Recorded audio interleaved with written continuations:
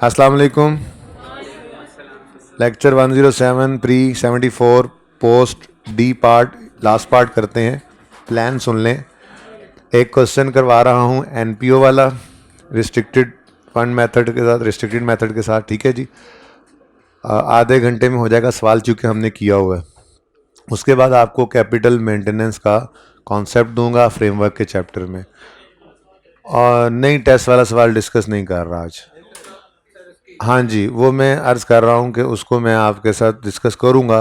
ज़ाहिर बात है, वो कुछ एक दो चार चीज़ें मैंने शॉर्ट की हैं। अभी इसको ख़त्म करते हैं क्लास को। वो ज़ाहिर है डिस्कस तो करना है, अब इधर नहीं करना है, बल्कि वो मैं आपके साथ फिर वीडियो रिकॉर्ड कर दूँगा, या इधर चक्कर लग गया तो यहाँ पे कर दूँगा, वरना फिर लैपटॉप पे तो है ही। तो जो टेस्ट का क्वेश्चन है इनकम एक्सपेंडिचर वाला, माफ़ कर दो उसको आज के लिए, वो मैं इंशाल्लाह डिस्कस कर लूँगा। मेरे टीएस को कहो कि यहीं पे बैठें, मेरे टीएस को कहो कि यहीं पे बैठें। ये वो फाइनल चीज़ें हैं जो लिखनी होती हैं। एक ये मैं इंशाल्लाह डिस्कस कर दूंगा, और दूसरा वीडियो की, यार यहाँ बैठो, कागज़ पेंसिल लेके या मोबाइल ओपन करके बैठ जाओ यहाँ पे। यहाँ से हिलना नहीं है अब तुमने, एंड तक हिले तो फिर देखना।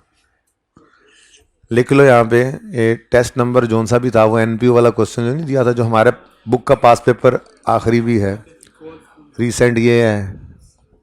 आखिरी पास पेपर जो है वो डिस्कस करना है, वो इनके साथ जो है वो मैं डिस्कस कर दूंगा। ठीक है। उसके बाद दूसरी चीज़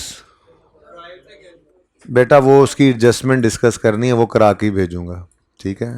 वो एक कैपिटल किट, आपने वो सवाल किया है अटैम्प्ट, मुझे वो चेक करा दो, मैं डिस्कस कर दूंगा। ठीक है। ये जो ट्रायल से जो बार बार कह रहे हैं ना, ये वो बच्चे हैं जिन्होंने कहा कि चलो सवाल होगा। मैंने पहले ही कहा था कि कैपिटल की एडजस्टमेंट है एक छोटी सी 5 मिनट की, वो मैंने डिस्कस करनी है, वो मैं डिस्कस करूंगा इंशाल्लाह। ठीक है। बाकी पूरा सवाल जब मैंने करवाने का बोला था ना, बोलूँगा जी बेटा। ठीक है, वो इंडिविजुअली कर लेंगे, मैं रुक जाऊंगा।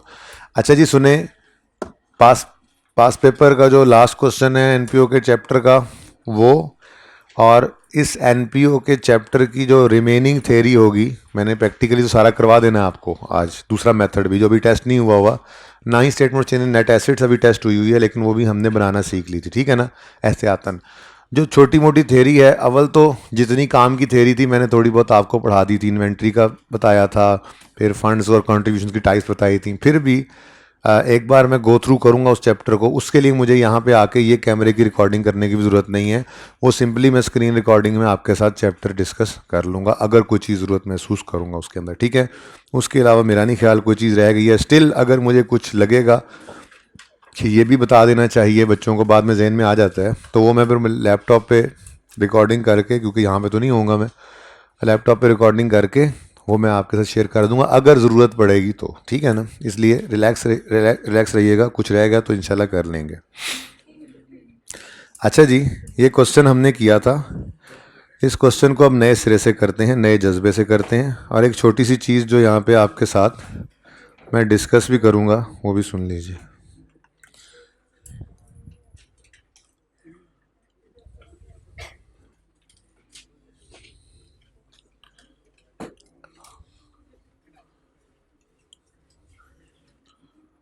मैं यहीं पर माजरत के साथ सॉल्व करूँगा इसको।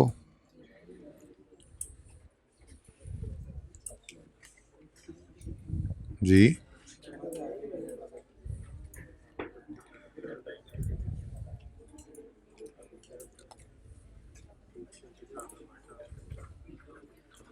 जी बच्चों, एक छोटी सी बात आज डिसाइड कर लें। पहली चीज़ है, हमने देखा था 3 तरह के फंड्स होते हैं। एक एंडोमेंट फंड,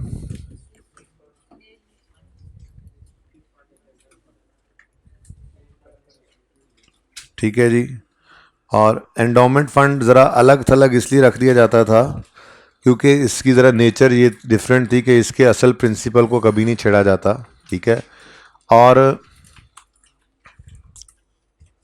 इसके अंदर इसके जो पैसे होते हैं उसकी इन्वेस्टमेंट करके उस इन्वेस्टमेंट इनकम से जो मकसद होता है वो पूरा किया जाता है, तो इसलिए इसको ज़रा अलग थलग रख दिया जाता है।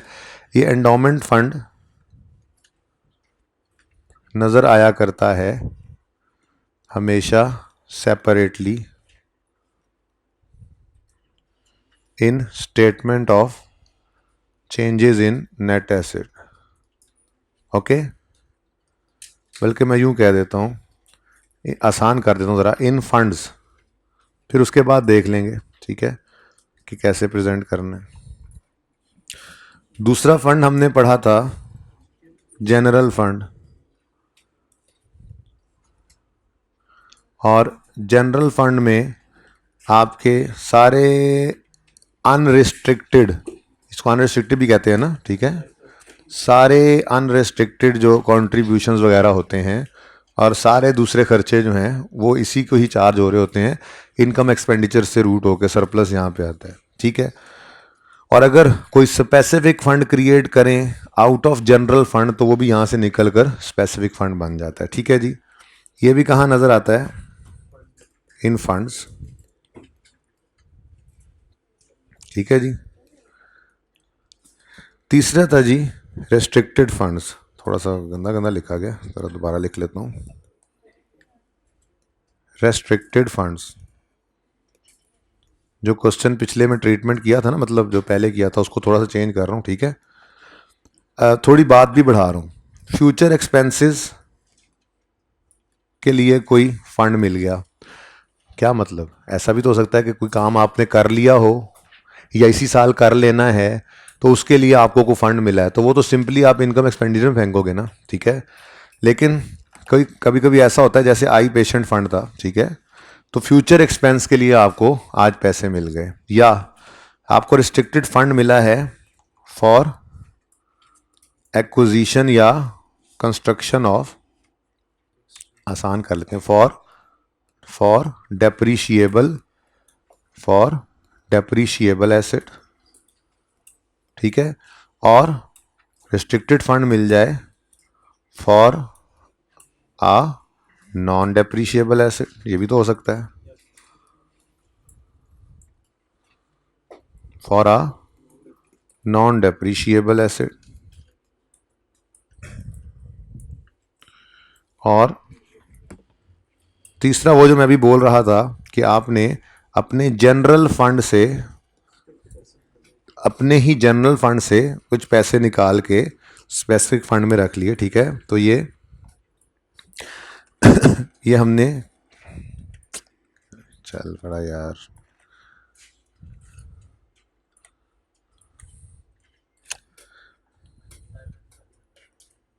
साइलेंट कर लो भाई, भाई कह रहे हैं, ये क्या कह रहे थे यार, ये पता नहीं, लिखना छोड़ गया जी। तो रिस्ट्रिक्टेड फंड हमने बनाया फ्रॉम अनरिस्ट्रिक्टेड फंड, या फ्रॉम, मैं आसान लिख लेता हूँ, फ्रॉम जनरल फंड, ठीक है जी। तो ये कुछ डिस्कशन है हमारी, यही फंड्स ही होते हैं कुछ, तो होता एक तो होता है एंडोमेंट फंड, साइड पे कर दो सुकून से, कहाँ नज़र आएगा, जनरल फंड के नीचे, ठीक है। दूसरा होता है जनरल फंड, वो तो जाता ही फंड्स के अंदर है, ठीक है।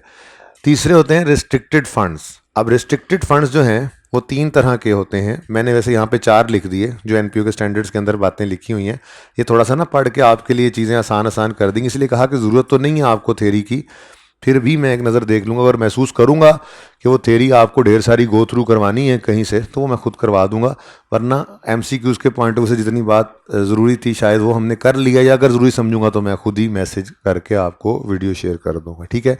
आपने खुद से उसको दोबारा एक्स्ट्रा नहीं पढ़ना, ठीक है। अच्छा, रिस्ट्रिक्टेड फंड्स में मैंने कहा जी फ्यूचर एक्सपेंसेस के लिए है, देखो जो एक्सपेंस इनकर हो गया उसकी तो जान छूट गई ना, वो तो इनकम में चला गया। जो फ्यूचर एक्सपेंस के लिए है लाइक गवर्नमेंट ग्रांट, ठीक है, तो उसको क्या करना पड़ेगा, उसको हमने फंड बनाया था, क्या किया था, फंड बना लिया था।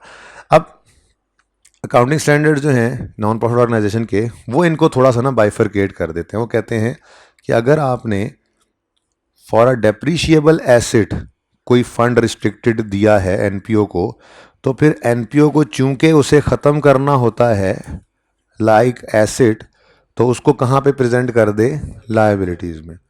ये वो बात जो उस दिन बच्चे कर रहे थे कि सर हम इसको लायबिलिटी में शो करना चाह रहे हैं, मैंने कहा था यार एक बार ज़रा पढ़ लो, एक बार थोड़ा सा ट्रीटमेंट सीख लो, क्योंकि अगर इस लड़ाई में आज डाल दूँ कि फ़ंड या लाइबिलिटी, तो फिर वो एंट्री समझ में नहीं आएगी जो एंट्री हम कर रहे थे, क्योंकि यहाँ पे ना हम ये फ़ंड बना रहे थे, फ़ंड को पैसे एलोकेट कर रहे थे, फ़ंड में पैसे निकाल रहे थे, क्लोजिंग निकाल रहे थे, तो वो डबल एंट्री थोड़ी सी डिस्टर्ब हो जाती है। तो मैंने कहा था एंट्री सीख लो। देखो एंट्रीज वही हैं, सिर्फ प्लेसमेंट बैलेंस शीट के अंदर है, या फेस पे करनी है टॉप पे फंड्स में, या फंड से थोड़ा सा नीचे लाइबिलिटी में है, तो उसी साइड पे, ठीक है ना। तो इसलिए इस डिस्कशन को मैंने आज के लिए अलग रख लिया था, ठीक है। तो अगर कोई फ्यूचर एक्सपेंस के लिए या कोई डेप्रीशिएबल एसेट के लिए आपको किसी ने फंड दिया, आई पेशेंट फंड या बिल्डिंग फंड, तो उसको आपने क्या करना है, उसको आपने प्रेजेंट करना है, present in liabilities as deferred income, as advance income. और अगली बात आपको पता है, and transfer to income and expenditure, on the same basis as, depreciation मैं यूँ कह रहा हूँ, एज रिलेटेड एक्सपेंस, बस ठीक है ना, क्योंकि ऊपर दूसरा भी तो पड़ा है ना यार, फिर वैसी बात तो समझ है आपको। रिलेटेड एक्सपेंस, या जैसे जैसे वो एक्सपेंस होता जाए हम वहाँ वैसे वैसे उसको, लेकिन रखेंगे कहाँ पे, लाइबिलिटीज़ में। वहीं से चार्ज करके ख़त्म करना है तब भी लाइबिलिटीज़ में रखेंगे, फंड्स के अंदर लेकर नहीं जाएंगे। इनकम में भी लेके जाना है तो लाइबिलिटीज़ में रखेंगे। फिर फंड में किसको रखेंगे, फंड में हम इन दो को रखेंगे। अगर किसी ने आपको डेप्रीशिएबल नहीं बल्कि किसी नॉन डेप्रिशिएबल एसेट के लिए कोई फंड दे दिया, तो ये तो पैसे पक्के पक्के मिल गए समझो, ठीक है। अब ये तो लॉन्ग टर्म एक चीज़ पड़ी है हमारे पास, तो पड़ी, अब इसका क्या करें। तो ये तो डेप्रीशिएट होना नहीं है, एसेट के साथ साथ उस लाइबिलिटी को इनकम बनाए, तो फिर इसको आप कहाँ पे प्रेजेंट कर दिया करेंगे, फंड्स में, ठीक है जी। लैंड ले दिया किसी ने आपको, पैसे दे दिए कि ये लैंड आप ले लें, यानी क्या लिखा होता है यहाँ पे, फ्रॉम जनरल फंड, तो वो हमेशा आपके पास इन्वेस्टमेंट प्रॉपर्टी ला के आपको दे दी, किसी ने फेयर वैल्यू मॉडल पे रखी, सोच सकते हो फंड उस तरफ पड़ा रहे क्योंकि वो डेप्रीशिएट नहीं हो रहा, ठीक है ना। तो नॉन डेप्रीशिएबल एसेट अगर हो तो आपने उसको फंड में रखना है, फ़र्क नहीं पड़ता भाई, फंड्स एंड लाइबिलिटीज़ हैं, कोई मसला नहीं है, ठीक है। अब हमने जो सवाल किया था उसके अंदर 3 फंड्स थे, एक था एंडोमेंट फंड, फंड्स में नज़र आएगा, दूसरा था रिसर्च फंड, ये कहाँ से नज़र आए, कहाँ पे नज़र आएगा, ये कहाँ नज़र आएगा, ये ऐसा फंड था जो हम अपने जनरल फंड से क्रिएट कर रहे थे बच्चों, 20% हर साल सरप्लस का वहाँ फेंक देते थे, ठीक है। तो ये भी फंड्स में नज़र आएगा।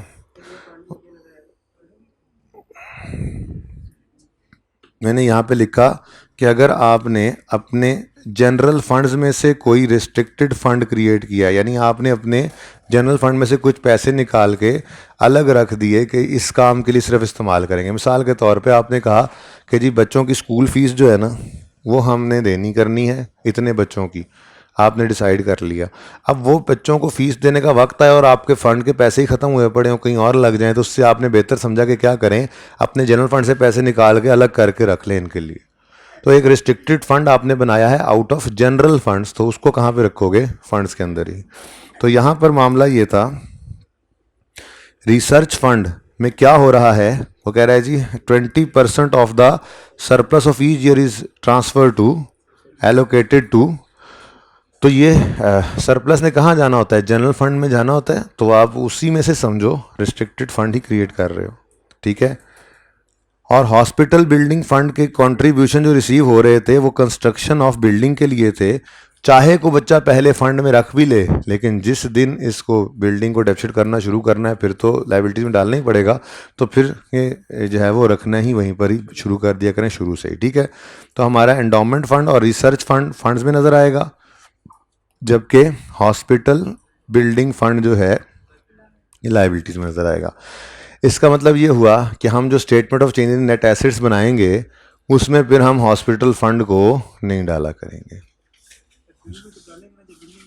मेरे ख्याल में पहले दिन से ही बाहर रखना बेहतर है। क्या पहले आप फंड में रखें, फिर जिस दिन बिल्डिंग कंप्लीट हो वहाँ से रिक्लासीफाई करके फिर आप इधर लेकर आएँ, उससे ज़्यादा मुनासिब बात यही है कि अगर वो डेप्रीशिएबल एसेट की मद में है तो पता ही है कल कल को जाना है, तो लाइबिलिटीज़ में रख लो, जान छुड़ा लो। इसमें आसानी है, आपको स्टेटमेंट ऑफ नेट एसेट्स के अंदर उसको शो ही नहीं करना पड़ेगा।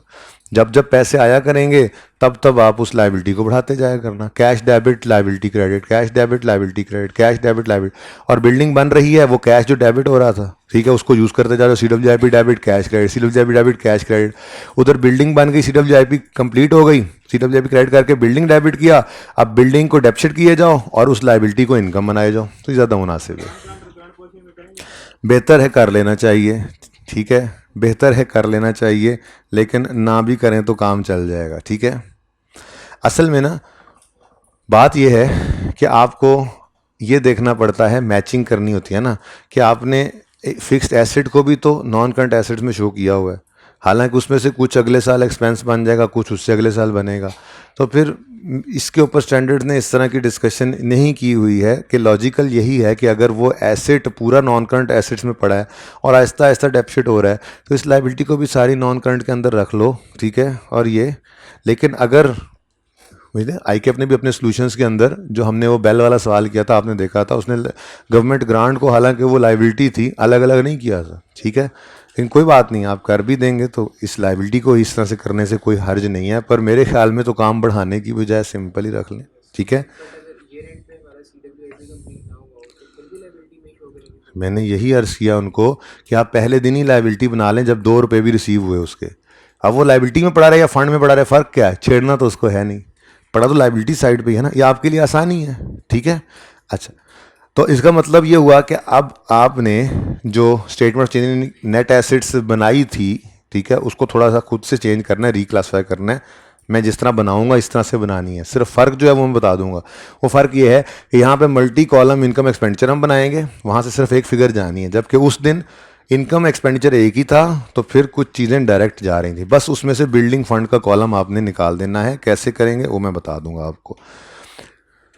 अच्छा जी, ये सारा सामान उठाएं और साइड पे रखें, यहाँ पे सवाल शुरू करें, क्योंकि सवाल मैं यहीं पे ही करूँगा आज। चलो भाई जी बच्चों, इनकम एंड एक्सपेंडिचर अकाउंट बनाते हैं, शुरू करते हैं। रिक्वायर्ड क्या है जी, इनकम एक्सपेंडिचर बनाना है रिस्ट्रिक्टेड फंड मेथड से। तो मुझे बताओ कितने फंड्स हैं जो रिस्ट्रिक्टेड बने हैं फ़िलहाल। एंडोमेंट फंड एक रिस्ट्रिक्टेड फंड होता है, रिसर्च फंड एक रिस्ट्रिक्टेड फंड है, और जनरल फंड के अंदर तो वैसे ही नॉर्मल एक इनकम एक्सपेंडिचर का बैलेंस जाता ही था। मैंने सिर्फ बिल्डिंग फंड को साइड पे कर दिया है, ठीक है। अब हमने इनकम एक्सपेंडिचर के अंदर ये सारे कॉलम डाल लेने हैं। आपस की बात बताऊं, बैलेंस शीट के अंदर भी सारे कॉलम बन सकते हैं अलग अलग। क्या मतलब, एंडोमेंट फंड का अलग कॉलम बना लो, उसका कोई नॉन करंट एसेट है तो सिर्फ वो शो करोगे उसमें, उसका कोई करंट एसेट है तो वो शो करोगे, फंड का अपना। लेकिन ICAP ने इस तरफ लेके जाने की कोशिश नहीं की अपनी किताब के अंदर। ICAP ने बैलेंस शीट को सिंगल, अपने फॉर्मेट के अंदर भी बैलेंस शीट को जो है वो सिंगल कॉलम ही रखा है। और जहाँ तक मेरा ख्याल है, वो इनकम एक्सपेंडिचर को भी मल्टीपल कॉलम्स में, यानी कि रिस्ट्रिक्टेड फंड मेथड में लेके जाने की कोशिश नहीं करेगा। वो आपसे डेफरल मेथड ही टेस्ट करेगा, जैसे में हमने सवाल कर लिया है, ठीक है। बस उसमें ध्यान जिस चीज़ का करना है, वो एंडोमेंट फंड जो कि उसने नहीं डाला था वो डाल दे, तो कैसे ट्रीट करना है ये आपको आना चाहिए, ठीक है। और statement of changes in net assets कैसे बनती है ये आपको बनानी आनी चाहिए। उसके अलावा आपसे कोई मल्टीपल कॉलम वाली इनकम एक्सपेंडिचर बनवा ले, रिस्ट्रिक्टेड फंड मेथड में चला जाए, मेरे अंदाजे के मुताबिक ये थोड़ा सा मुश्किल है, ठीक है। तो जिस तरह की इनकम एक्सपेंडिचर आज तक टेस्ट करता आया है, या जो लास्ट अटैम्प्ट में टेस्ट की है, वही टेस्ट हो सकती है। लेकिन मैं अपनी तसल्ली के लिए एक बार एक छोटा सवाल करवा देता हूँ कि खुदा ना खास्ता अगर वो उस तरफ चला भी जाए तो हाथ पाँव मारने जोगे तो हों, ठीक है। लेकिन बैलेंस शीट के अंदर मल्टीपल कॉलम की तरफ नहीं जाना, क्योंकि ICAP ने ये दावा करता है ICAP कि मैं अपनी किताब के अंदर गिवन चीज़ से बाहर नहीं जाता, तो अपनी किताब में उसने बैलेंस शीट को सिंगल कॉलम ही रखा है, ठीक है।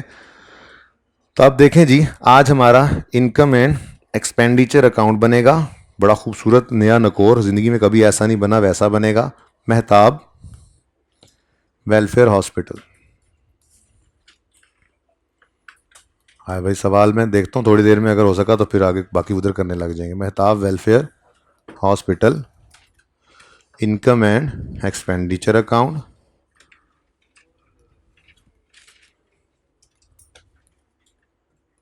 कौन सा फंड, कौन सा मेथड है जी?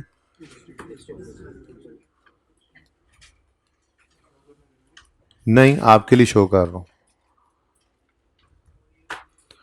Restricted fund method for the year ended 2021।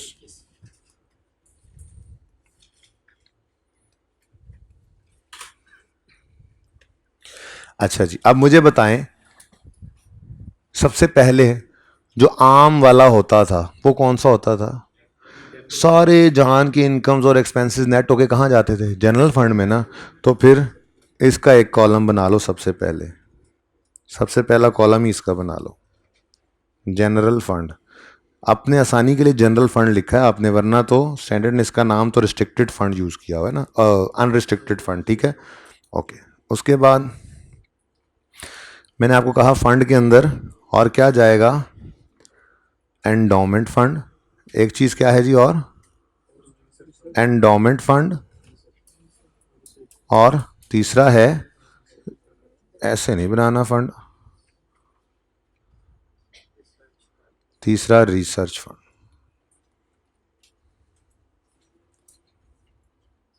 ठीक है जी, एक कॉलम टोटल का भी बनता है।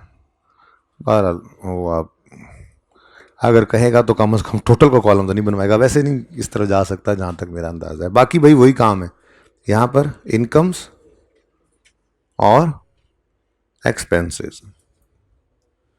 अब जो जो एंडोमेंट फंड की इनकम होगी वो एंडोमेंट फंड वाले कॉलम में बस नज़र आ जाएगी। जो रिसर्च फंड के अंदर पैसे फेंक रहे होंगे, ठीक है, वो पैसे कहाँ से फेंक रहे हैं बाद में बताऊंगा, वो ट्रांसफ़र विद इन इक्विटी होती है जिस तरह से वो होता था। खैर चलो छोड़ो। तो रिसर्च फंड को जो इनकम्स होंगी, या रिसर्च फंड को कोई कंट्रीब्यूशन आएगा बाहर से, या रिसर्च फंड को जो कोई पैसे खर्च कर रहा होगा, वो उसके कॉलम में नज़र आ जाएंगे। और जो इनके रिलेटेड नहीं होंगे वो सारे बाकी के जनरल हैं, वो सारी इनकम सारे एक्सपेंसेस उसी तरह से जैसे पहले जाते थे वो वहीं पे चले जाएंगे। ठीक है, बस इतना सा ही फ़र्क था। वन बाय वन शुरू करते हैं। यार इसका सोल्यूशन कोई ओपन करके चले देख लेता भी कितनी फिगर्स हैं। चलो प्लस माइनस जो है वो कर लेंगे, मैं बाद में इसको बढ़ा चढ़ा लूँगा या कम कर लूँगा। इसके बाद मैं चेंजेस इन नेट एसेट्स बना देता हूँ, ज़्यादा इंपॉर्टेंट है। बैलेंस शीट तो बिल्कुल सेम ही बननी है, बैलेंस शीट में तो कोई फ़र्क नहीं आना। बैलेंस शीट के अंदर तो फिगर्स निकल के बस जानी है फंड वाली, बाकी सब तो वैसे ही है। तो Mehtab welfare hospital, statement of changes in शौकीना for the year ended 31 December 2021। अच्छा देखो, इसको नीचे बनाने का फ़ायदा क्या हुआ, देखना ज़रा, ये देखो ज़रा, देखो ज़रा। मतलब आपको ये बताना चाह रहा हूँ कि जितने ऊपर कॉलम्स हैं आज नीचे भी उतने ही कॉलम्स हैं। ठीक है, पहले तो ये होता था कि वहाँ पर सिर्फ एक कॉलम आता था इनकम एक्सपेंडिचर में, और बाकी फिर हमने को फ़ंड बनाना भी होता था, तो वो फ़ंड वहीं पर ही जाकर हम उसकी जो है वो प्रेजेंटेशन कर लेते थे। ऐसे ही है, थोड़ा फासला रखें, हो सकता है बाद में इसको आगे पढ़ाना पड़े। ये कैसे बनेगा जी? ओपनिंग बैलेंस आएगा इसमें। अच्छा, अब ज़रा ध्यान से इधर देखिए, उस दिन हमने स्टेटमेंट चेंज नेट एसेट जो बनाई थी उसके अंदर क्या हुआ था जी? जनरल फंड तो ऐसा ही है जैसा पहले होता है, ओपनिंग आएगा, सरप्लस आएगा, और कोई ट्रांसफ़र हुई तो निकल जाएगा, और क्लोजिंग। लेकिन हमने इन फंड्स के अंदर सारी मूवमेंट यहीं शो की थी। ओपनिंग रिसर्च फंड है जी, इतने यहाँ पे आ गए हैं, इतने यहाँ से निकल गए हैं, और ये क्लोजिंग है।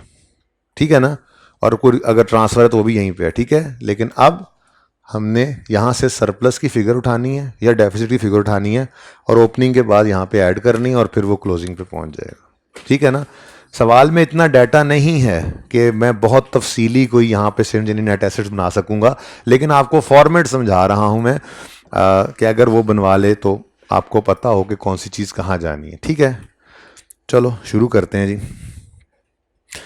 The breakup of restricted fund balance is as follows. ठीक है जी, ये 230 की बात थी। ठीक है जी, ये 230 के बारे में कहते हैं जी, हॉस्पिटल फंड है 120। मैंने कहा यार इसको आपने कहाँ फेंक देना है अब, लाइबिलिटीज़ में। ठीक है, तो इसका जो लेजर था ना वो इधर भी ऐसे ही बना लेंगे हम। तो मैं फ़िलहाल इसको कॉपी पेस्ट करता हूँ। ठीक है, बहरहाल फिर आप कहेंगे तो मैं इसकी वर्किंग बना दूंगा। वर्किंग ही है वैसे तो, लेकिन ब्रैकेट के अंदर यहाँ पे बैलेंस शीट बना लेंगे। वर्किंग को यहाँ पे रख लेते, यहाँ ले आया करीब करीब। लें जी, ये मेरी आज पहली वर्किंग बन रही है। ओके, हॉस्पिटल बिल्डिंग लाइबिलिटी है ये, डेफर्ड इनकम है ये। ठीक है, और इसके अंदर ओपनिंग आ रहा है 120, ओपनिंग 120, 1 बाय 1 फिर देखते हैं। ठीक है ना, ओके चलें आगे। 120 ओपनिंग चला गया हमारी वर्किंग 1 में, पहली वर्किंग बनाई है मैंने। ठीक है, क्योंकि आज इसको मैंने यहाँ पे कॉलम नहीं दिया। जब हमने 2-3 दिन पहले बनाई थी शेयर चेन नेट एसेट्स, उसमें यहाँ पर एक बिल्डिंग फंड भी आ रहा था, तो वो बिल्डिंग फंड का कॉलम यहाँ पे नहीं होगा। ठीक है ना, बस उसके अलावा बनाना है आपने उस सवाल को। वो सिर्फ कहाँ चला जाएगा, वो एज इट इज़ ये लेजर वर्किंग में बन के इसका क्लोजिंग बैलेंस उठा के आप बैलेंस शीट में लाइबिलिटीज़ में लिख दोगे। ठीक है, अच्छा जी, ओपनिंग बैलेंस में दूसरा पड़ा है रिसर्च फंड और तीसरा है एंडोमेंट फंड, 60 और 50। तो 60 नहीं, 60 रिसर्च फंड है, 50 एंडोमेंट फंड, ऐसा ही है। ठीक है, ओपनिंग आ गए। आगे कहता है वो contributions received include 55-26 for endowment and construction of hospital. Research का भी चलो, रिसर्च का ऐसे नहीं डाला क्योंकि रिस्ट्रिक्टेड रखा, उसको बहरहाल डाल देते तो अच्छा होता। तो 55 और 26, कंट्रीब्यूशन रिसीव्ड 281, 55-26। ठीक है, और बाकी को बचेगा, आप इधर देखिएगा ज़रा, 55 किससे रिलेट कर रहा है जी, हॉस्पिटल से, तो ये ट्रायल वाला 55 आ गया। ठीक है, नेक्स्ट 26 किसका है जी। अब उस दिन क्या किया था, ये देखो ये देखो, ये जाकर statement of changes in net asset में 26 लिखा था, लेकिन आज ये 26 वहाँ नहीं लिखना, बल्कि यही एक मेथड है। यानी कि वो इस तरह से, इसलिए मैं कह रहा हूँ कि इस तरह जाएगा नहीं, क्योंकि वो काम वैसे भी वो करवा ही लेता है। तो इतनी मल्टी कॉलम, फिर डाटा ज़्यादा देना पड़े, फिर सवाल लेंथी हो, फिर और चीज़ें भी टेस्ट करनी होती हैं। तो मेरा नहीं ख्याल इस तरह जाए। बहरहाल सीख लें तसल्ली से और शौक से। तो यहाँ पे हम आए और हमने यहाँ पे आकर लिखा कंट्रीब्यूशन, क्या लिखा जी, और ये कंट्रीब्यूशन किसका है जी, एंडोमेंट फंड का। कितना, अब इधर कुछ नहीं लिखना, इधर तो एंड पे फिर बस सरप्लस या डेफिसिट जो भी होगा वो ले जाएंगे नेट एसेट्स के चेंज इन नेट एसेट्स के अंदर। ठीक है, नेक्स्ट क्या है जी, 200 किसका है जी, जनरल फंड है ना, जो नहीं बताया उसको यहाँ पे लिखो, इसका तो अपना खाना मौजूद है।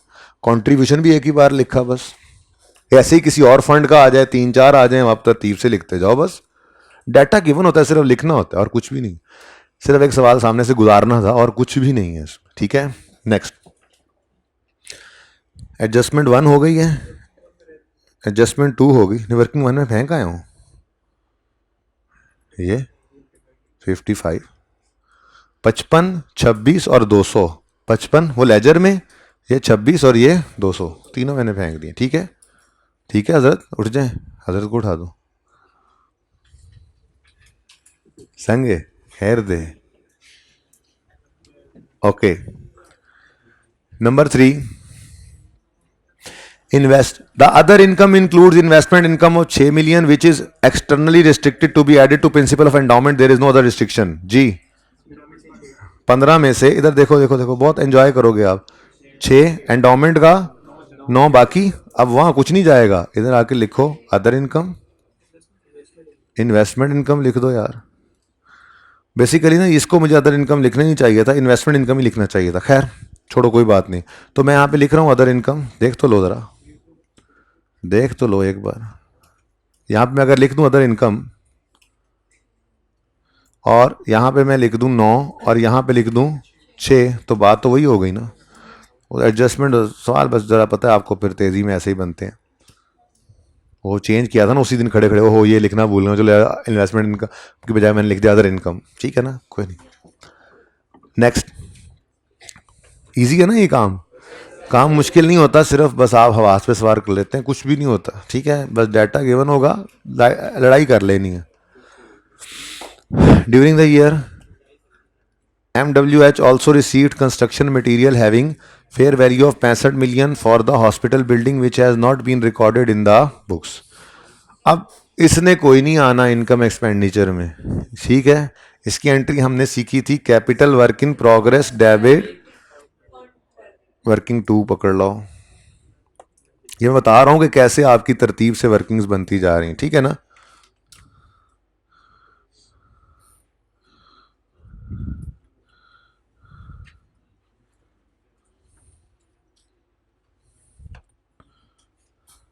फिगर सारी उड़ा देते हैं, फिर आप उसके बाद एंड पे देखेंगे कि क्या चीज़ जैसे नहीं हो, तरतीब से चलेंगे ना जी। एंट्री CWIP डेबिट कितने से, 65 से, और हॉस्पिटल फंड कहते रहो कोई मसला नहीं, फंड लेकिन शो से लाइबिलिटी में, चाहे लेट लाइबिलिटी में लिख भी फंड दो, कोई मसला नहीं मुझे उससे, लेकिन आसानी इसी में है कि लाइबिलिटीज में शो कर दो। ठीक है, लेनी डबल एंट्री होगी क्योंकि इसकी एंट्री की नहीं हुई थी उसने, इसलिए इसको सिंगल प्रेजेंट नहीं किया ट्रायल से उठा के, बल्कि अदर इन्फॉर्मेशन में था तो डबल एंट्री कर दी इसकी। समझ आ रही है भाई? भाई उंगलियां ऐसे से करने वाले भाई, समझ आ रही है? ओके अच्छा। Next, MWH has completed the construction of working number 3। ठहर जो बिल्डिंग को लाने तो दो, नए सिरे से कौन बनाए। आप तो परिचय बना लेंगे नए सिरे से।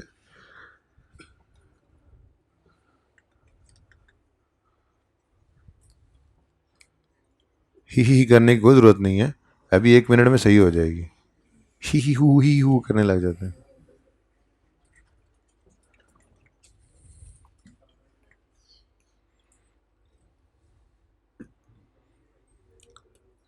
जी बच्चों क्या कह रहे हैं अहबाब, क्या कह रहे हैं? CWIP कंप्लीट हो गया, तो ज़रा CWIP को ट्रायल से टिक कर लो, फिर CWIP के पल्ले कुछ बचे ना, ताकि ये 230 तो टिक हो गया ना सारा, ये 6-9 भी टिक हो गया, ये 335 कैपिटल वर्क इन प्रोग्रेस में पड़ा था, ये एज पर ट्रायल, ये हमारी वर्किंग है 335 जी। टोटल कितना बना था? ये 400 को, सवाल वही है ना, इसलिए कंफर्टेबल है हम। ठीक है, इसलिए तो भाई को नींद आ रही है। तो 400 से CWIP डेबिट क्रेडिट करके कैपिटल वर्क ये बिल्डिंग को डेबिट कर दिया। ठीक है, अब 1 अप्रैल से ये बिल्डिंग डेप्रीशिएट हो रही है। कहीं पे लिखा हुआ है कि ये बिल्डिंग सिर्फ एंडोमेंट की है या इसमें सिर्फ रिसर्च होती है? स्पेसिफिक खर्चा जो नहीं है वो जर्नल फंड में डालेंगे, यानी जर्नल वाले कॉलम में। थोड़ी हिम्मत करनी है, शाबाश। ठीक है, बस हो गया, सवाल ख़त्म है। तो डेप्रीसिएशन की कैलकुलेशन, डेप्रीसिएशन एक्सपेंस बोलें जी, 400 इंटू 5% इंटू 9/12, 15 आया था ना, ये 15 डेप्शन एक्सपेंस डेबिट और एसिड क्रेडिट। ठीक है, और साथ ही दूसरे काम को भी भुगता दो। कितनी टोटल अमाउंट कितनी है? 240, इसको इनकम में फेंको। अब हॉस्पिटल बिल्डिंग लाइबिलिटी डेबिट करके इनकम को क्रेडिट करना है, कोई स्पेसिफिक इनकम नहीं है, इसको बस यहाँ पे लिख दो हॉस्पिटल फंड इनकम। कितना जी? ये भी 9। डन। मेरे ख्याल में तो सवाल ही खत्म हो गया हमारा। Depreciation is to be charge, ये एक रह गया 10% वाला, यही रह गया ना। तो इसका मतलब फिर मरता क्या ना करता, डेप्रीसिएशन कैलकुलेट करने के लिए बैलेंस शीट को भी ओपन करना ही पड़ेगा। सारी बैलेंस शीट बगैर बनाए काम चल रहा था, लेकिन अच्छा बच्चों, अब बैलेंस शीट के अंदर मैंने कहा मल्टी कॉलम वो नहीं बनवाएगा, तो ये नहीं कि मुझे पर्चे में बैठ के गालियाँ निकालने लग जाओ अगर वो कह दे, तो वो मसले की बात नहीं है, डाटा उसी हिसाब से देगा। आपने बिल्कुल परेशान नहीं होना, जैसे यहाँ पे कॉलम बने कोई मसला हुआ वहाँ भी कॉलम बना लेना। फिर वो हर एसेट की डिटेल अलग देगा, हर फंड की। वो कहेगा जी एंडोमेंट फंड के इतने एसेट्स हैं, इतनी लाइबिलिटीज़ हैं, इतना कुछ वो कैसे देगा, तो दे दे तो आप भी कर देना, ठीक है ना। रिसर्च फंड का फलां एसेट है, फलां लाइबिलिटी उससे रिलेट करती है, स्पेसिफिकली जनरल फंड जो बच जाए वो बाकी, ठीक है ना। तो अगर ऐसा हो जाए तो वैसे आईकेप ने अपनी किताब के अंदर अगर आप ओपन करके देखें ना, तो उन्होंने किताब के अंदर जो फॉर्मेट दिया है एक सवाल के अंदर, उन्होंने बाकायदा लिखा है बैलेंस शीट के आगे ब्रैकेट में सिंगल कॉलम, ठीक है। बाकी दूसरी तरफ उसने मेथड्स मांगे हैं, डेफरल और दूसरा, ठीक है। अच्छा, तो बैलेंस शीट में आते हैं जी मेहताब की।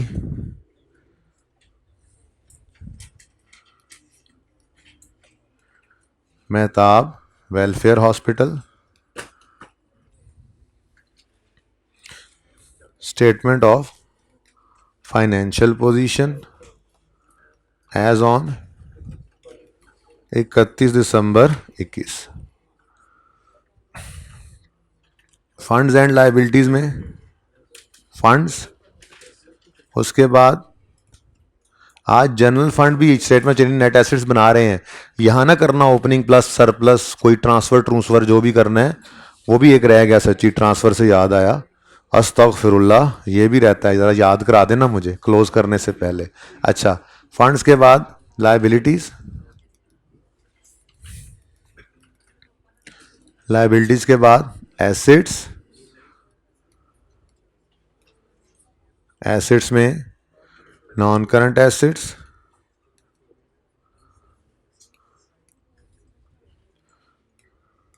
और फिर करंट एसेट्स। अच्छा जी, असल में तो मैं वो आखिरी एडजस्टमेंट की वजह से इधर आया था। एसेट का नाम है मेडिकल इक्विपमेंट, 320 उसकी कॉस्ट है, बिल्कुल सेम वही ट्रीटमेंट है, इसमें तो कोई फ़र्क नहीं ना पड़ना जो उसने परसों किया था। इसलिए तो नींद आ रही है बच्चों को, इसलिए तो डिस्कशन नहीं करूंगा जी। कौन सा इक्विपमेंट? Medical equipment. कॉस्ट बता दें, कॉस्ट बता दें। 320 माइनस ओपनिंग इक्विपमेंट डेप्शन, ये ओपनिंग है, प्लस करेंगे इसमें फॉर द ईयर डेप्शन, ठीक है ना, बिल्कुल सेम, सवाल तो सेम है जी। तो डेप्रीसिएशन एक्सपेंस, अब अगेन डेप्रीसिएशन एक्सपेंस के बारे में कोई बात नहीं कर रहा कि किसी एक से रिलेट कर रहा है ये एसेट, तो फिर चुप करके वही पुराने वाले, ये पुराने वाला कॉलम है, नए अलग कर दिए, ठीक है जी। कितनी कॉस्ट है, लेकिन ये रिड्यूसिंग बैलेंस मेथड है, तो -100 करके फिर 10% लगा दो। Depreciation expense debit, accumulated depreciation credit, और आंसर आ गया। किससे रिलेट कर? हॉस्पिटल फंड से बिल्डिंग कैसे रिलेट कर रही है? यूं कहो एंडोमेंट फंड से रिलेट कर रही है, तो फिर एंडोमेंट फंड के कॉलम में भी तो एक्सपेंस की जगह है ना, इधर लिखो। हाँ, इसी तो अलग किया उनको कि सारे एक्सपेंसेस इनकम इनके इकट्ठे।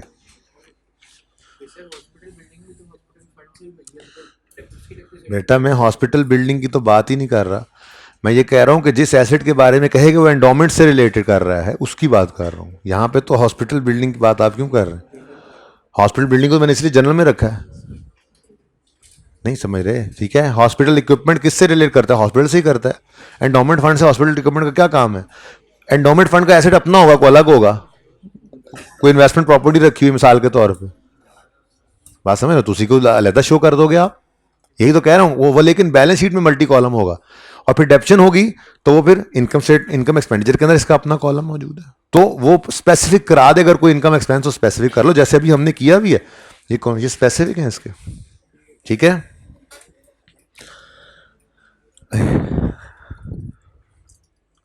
अच्छा जी, अब वो चीज जो रह गई थी, ये सबसे इंपॉर्टेंट बात है। MWH is required to allocate 20% of surplus of each year to research fund। अब इसका क्या करें भाई, याद रखिएगा, ये हमेशा statement of changes in net assets के अंदर ही नजर आएगी। इसको आपने शो नहीं करना फॉर द ईयर। जैसे मैं मिसाल देता हूँ, रीवैल्यूएशन सरप्लस अरोज होता था ड्यूरिंग द ईयर, OCI से प्रेजेंट होके आ जाता था, फिर हम कहते थे इसमें से कुछ ट्रांसफ़र कर दो रिटेन्ड अर्निंग्स में, तो वो OCI से रूट नहीं कराना होता था, बल्कि विद इन इक्विटी ही उसको मूव करते थे। तो जो भी आप, सिर्फ ये नहीं, इस एडजस्टमेंट का कह रहा हूँ मैं इसकी बात कर रहा हूँ। ये किधर गया, ये है, ये जितने भी रिस्ट्रिक्टेड फंड्स आपने बनाने हैं आउट ऑफ अनरिस्ट्रिक्टेड फंड्स, ठीक है, उनको आपने कहाँ शो करना है, with in statement of changes in net assets. General fund में से निकाल के स्पेसिफिक फंड के अंदर, जनरल फंड में से हर साल निकालना है, हर साल निकालो। जैसे स्टेटमेंट यानी इक्विटी में करते थे, हर साल 5% जनरल रिजर्व में ट्रांसफर करा, तो बिल्कुल ये वैसी ही ट्रांजेक्शन होती है, ठीक है। तो इसलिए इसको ले आओ, इधर ले आओ, ले आओ, यहाँ पे लिख लेते हैं, क्योंकि अभी सरप्लस मेरे पास आया नहीं है, ठीक है। तो यहाँ पर लिख लेते हैं ट्रांसफर। और इधर देखो, आज यहाँ पे मजे की बात पता है क्या है, आज यहाँ पे सिर्फ एक लफ्ज आएगा, सरप्लस या डेफिसिट। बाकी तो सारी चीजें आपने वहां पर प्रेजेंट कर दी, ठीक है जी, सरप्लस या डेफिसिट। तो कितना स्मार्ट सा बन गया हमारा स्टेटमेंट ऑफ नेट एसेट्स। कल क्या था, अब काश मैंने वो सवाल यहाँ सॉल्व किया होता, आज मुझे लग रहा है कि यहाँ सॉल्व करना चाहिए था। खैर, आज यहाँ सॉल्व किया तो आमने सामने रखते, तो आप देखते कि यहाँ पे सिर्फ एक ट्रांसफर तो आता है, कि जनरल फंड से कुछ निकाला, इसके अलावा और कुछ नहीं आता, बस सरप्लस आता है। जबकि उस दिन नेट एसेट्स की चेंजेस के अंदर जब हमने दिखाया तो सारा कुछ यहीं पे आ रहा था जी, ये इनके पैसे इधर आ गए हैं जी, इनकी इन्वेस्टमेंट इनकम आ रही है जी, ये सारा कुछ, ठीक है ना। तो सारा कुछ ही वहीं पर ऐड हो रहा होता था, यहीं पर लेस हो रहा होता था, सारा गंद यहीं पड़ा होता था, ये अलग कर दिया गया है बस, ठीक है। अच्छा जी, अब ट्रायल को शुरू करते हैं। मेरे ख्याल में और कुछ रह नहीं गया है, ट्रायल ही रह गया है, तो ट्रायल को शुरू करते हैं। कैपिटल वर्क इन प्रोग्रेस टिक हो चुका है, कैश एंड बैंक 125 है, करंट एसेट्स में कैश एट बैंक,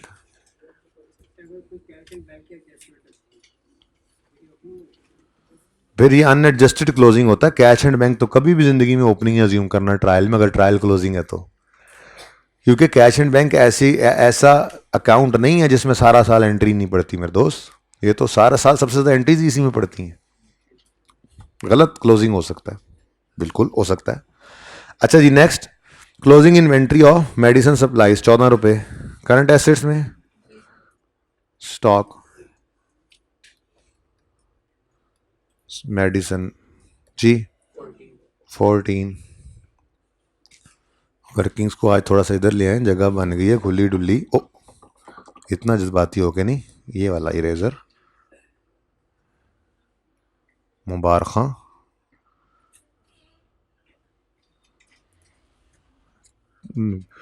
चुगे से 3 तो वर्किंग्स बनी है हमारी, इतना आसान सवाल है।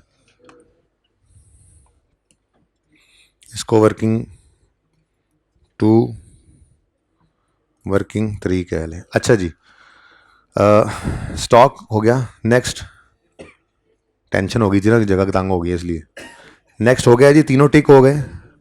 उसके बाद ओपनिंग जनरल फंड है 332, ये देखो सौखेना के अंदर ले आए, सौखेना जी 332, ठीक है। नेक्स्ट, एसिड एकोमोडेशन हो गया। मेडिसिन एंड सप्लाईज यूज्ड, हाँ भाई देखो, मैं पहले यहाँ लिख देता हूँ मेडिसिन यूज्ड। अब मुझे बताओ रिसर्च फंड में डालूं या एंडोमेंट फंड में, जनरल वाली है, ठीक है। कंफर्टेबल हो गए हो, बोलो 76। मुझे लगता है थोड़ी जगह इधर ही बनानी पड़ेगी, कोई नहीं, खैर है। नेक्स्ट, पेबल्स नहीं, अदर एक्सपेंडिचर 19, अदर एक्सपेंसेस 19।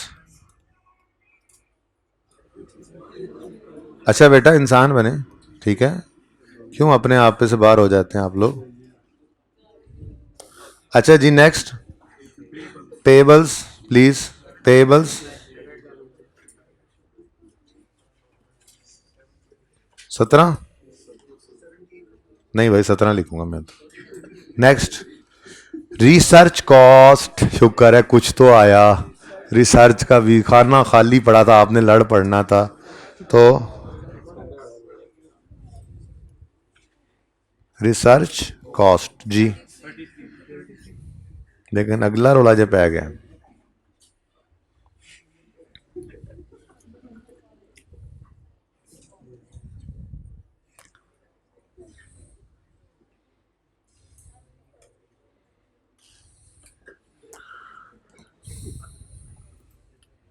बस कर दो यार।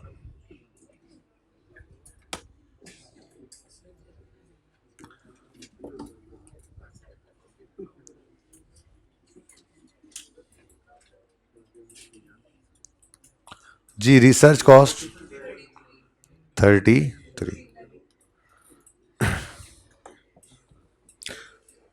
अच्छा जी, कुछ ऐसा भी हो सकता था कि रिसर्च से रिलेटेड कोई इनकम भी आ जाती, तो उसको इसी कॉलम में इनकम साइड पे लिख देते, टेंशन की बात तो कोई नहीं है। नेक्स्ट क्या है, सैलरीज। अब चूंकि खामोश है तो ये नहीं कह रहा कि एंडोमेंट फंड हमने मैनेज करने के लिए बंदे रखे हैं उनकी सैलरी है, या साइंसदानों की सैलरी है। साइंसदानों की सैलरी शायद 33 में आ गई होगी, ठीक है ना, तो सैलरीज बाकी फिर जनरल फंड में 53 नेगेटिव। ठीक है जी, ट्रायल खत्म, क्योंकि अदर इनकम तो ऑलरेडी हम लेकर जा चुके हैं।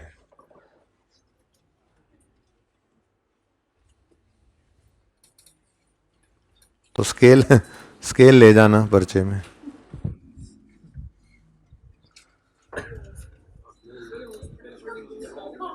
जी बता दूंगा।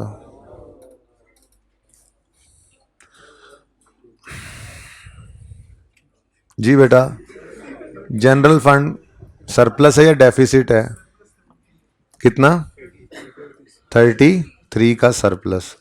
अच्छा किसी के पास उस दिन वाला सवाल है, चलो उसमें ज़रा सरप्लस की अमाउंट बताएं। 33 ही है, देख लो। अच्छा नेक्स्ट क्या है? 30 पॉजिटिव और फिर 33 नेगेटिव, पता नहीं, चलें ठीक है जी, ले आए ले आए। कोई गलती की है, कोई छोड़ा तो नहीं है, कुछ कोई चीज़ छोड़ी तो नहीं है। ये फिर 33 और 33 बराबर क्यों आ रहे हैं?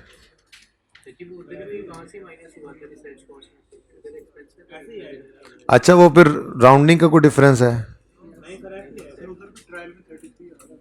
हाँ मैं ये कह रहा हूँ कि इनका टोटल कितना आ रहा है? 32 आ रहा है ना, तो फिर उस सवाल में भी 32 होना चाहिए था, 33 नहीं होना चाहिए। अच्छा अच्छा, हाँ हाँ हाँ ठीक, ठीक है डन हो गया। अच्छा जी सुने,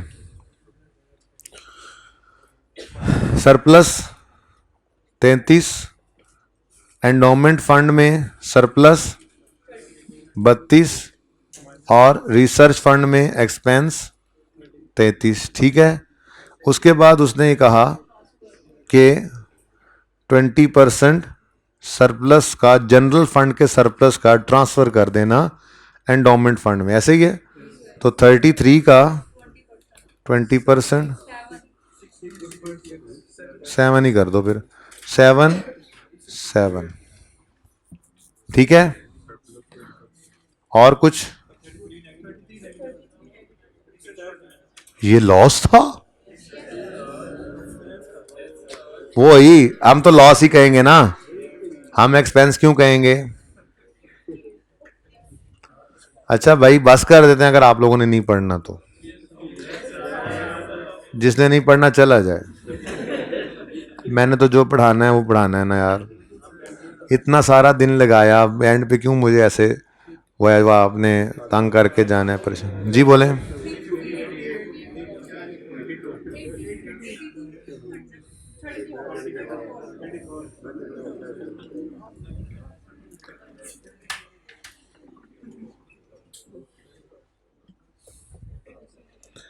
जी बच्चों, जनरल फंड वो चेंज इन नेट एसिड से, जैसे सिर्फ इक्विटी से चीजें निकल के क्लोजिंग, निकल के बैलेंस शीट में जाती थी बस। बोलें जी। 358।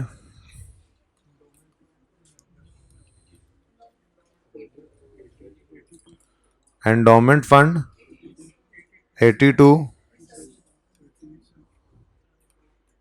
Research fund 34। और यहाँ पे हॉस्पिटल बिल्डिंग फंड लिख लो, कोई मसला नहीं है फंड लिखने में। वर्किंग नंबर,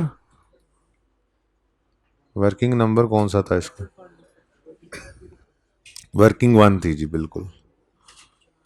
डेफर्ड फंड लिख लें भाई, नाम से क्या। ये क्लोजिंग कितना निकला है? 231। 231, ठीक है जी। उसके बाद नॉन करंट एसेट्स के अंदर हॉस्पिटल बिल्डिंग है, वर्किंग नंबर 3 और 385 क्लोजिंग आ गया, ठीक है। 385। उसके बाद कैपिटल वर्क इन प्रोग्रेस नील हो चुका हुआ है।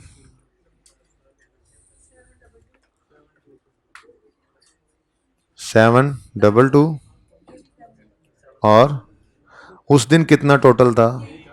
फर्क हो सकता था वैसे, सारा सवाल तो वही था, ट्रायल वही है, सारा कुछ वही है, सिर्फ मेथड तो देखने का तरीका चीज़ों को डिफरेंट है। इससे सवाल अकाउंटिंग में थोड़ी फर्क पड़ जाता है, ये प्रेजेंटेशन पे फर्क पड़ा है बस।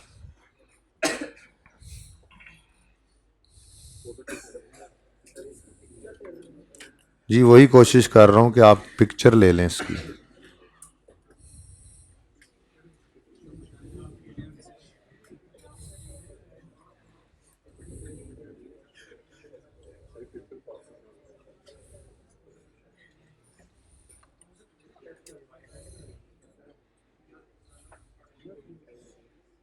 नहीं, वर्किंग के अलावा पहले एक खींच लेना।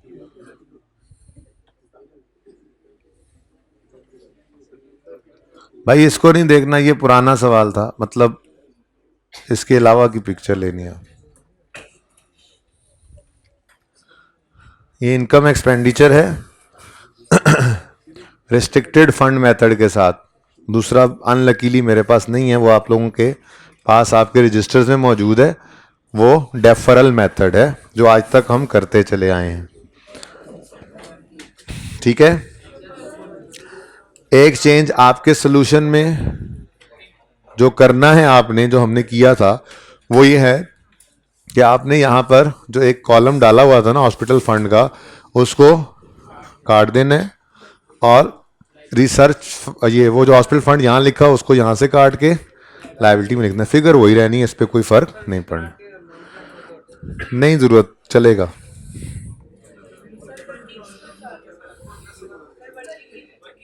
पहले ये बना लें, जाओ यार, चले जाओ तुम।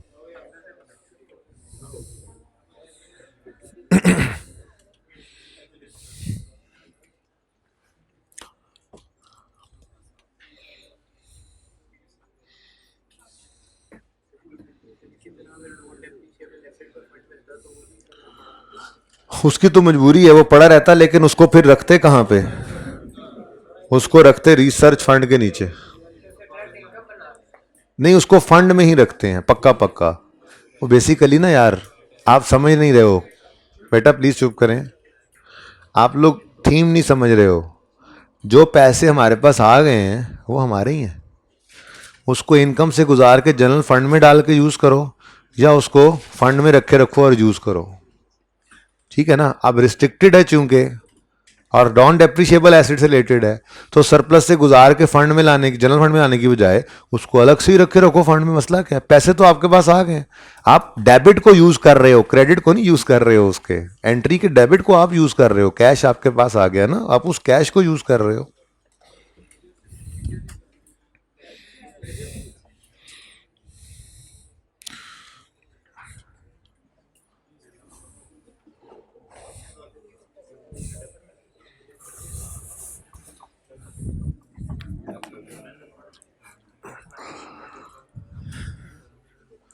अच्छा जी,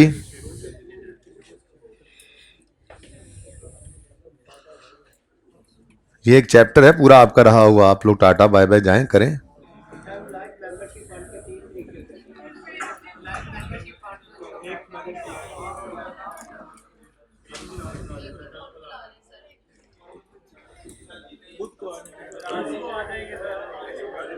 बुध को भाई मैं नहीं होऊंगा, आपने आना हो तो आ जाइएगा, कॉलेज खुला होगा। ठीक है, आप आ जाइएगा, कॉलेज जो खुला होगा, मैं नहीं होऊंगा। ठीक है,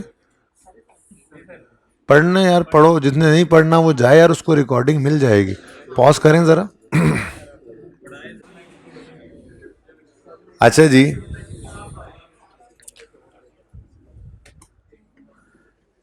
एक कॉन्सेप्ट है जी आपके फ्रेमवर्क वाले, कॉन्सेप्चुअल फ्रेमवर्क एक चैप्टर है। इस पूरे चैप्टर के अंदर छोटे छोटे कॉन्सेप्ट्स हैं, बेसिक्स वाले कॉन्सेप्ट्स हैं। जैसे हमने पढ़ा था प्रूडेंस क्या होता है, जैसे इस तरह से मैचिंग कॉन्सेप्ट, वो आपने एक दफ़ा रीड करने हैं। मैं आपको बता दूंगा उसमें से कौन सा इम्पोर्टेंट। और मैं तो ये चाह रहा हूँ, क्योंकि कुछ बच्चे इस दफ़ा नहीं भी जो है वो पढ़ के आए इन कॉन्सेप्ट्स को, तो फिर मैं उसको ज़रूरत अगर महसूस करूँगा तो मैं एक छोटी सी वीडियो स्क्रीन रिकॉर्डिंग वाली शेयर कर लूँगा आप लोगों के साथ, ठीक है ना। लेकिन जो काम वाली चीज़ है इस चैप्टर के अंदर वो है कैपिटल मेंटेनेंस का कॉन्सेप्ट। ठीक है, मैं क्वेश्चन बैंक का क्वेश्चन कर रहा हूँ पेज 697 पर। ठीक है, अल्लाह के बंदे दूसरा लाना था, चलो ठीक है, आप बस ठीक है अब।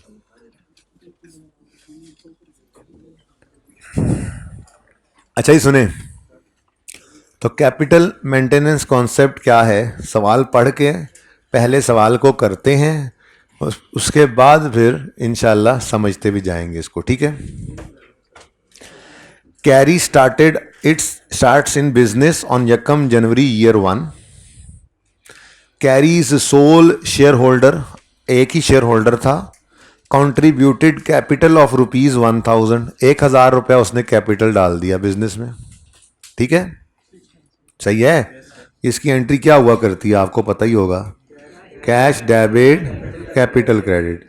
1000 रुपये का कैपिटल इस ओनर ने डाल दिया। ठीक है, फिर कैरी ने क्या किया, carry purchased one item of inventory for 1000।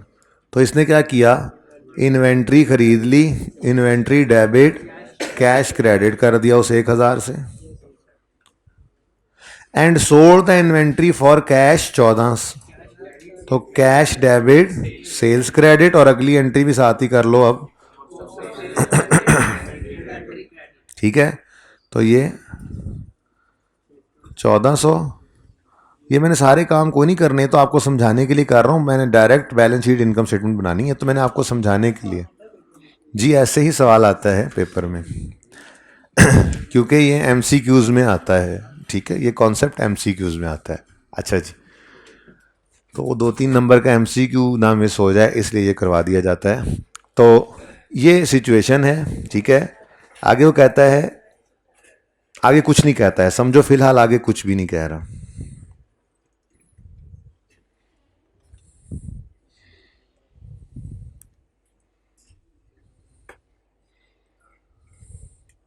सवाल ख़त्म हो गया।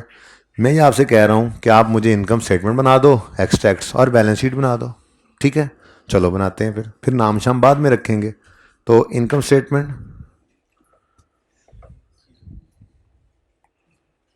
Statement of calculate profit for the year, तो प्रॉफिट एंड लॉस अकाउंट, चलो इनकम स्टेटमेंट ही लिख लो, क्या फ़र्क पड़ता है। इनकम स्टेटमेंट,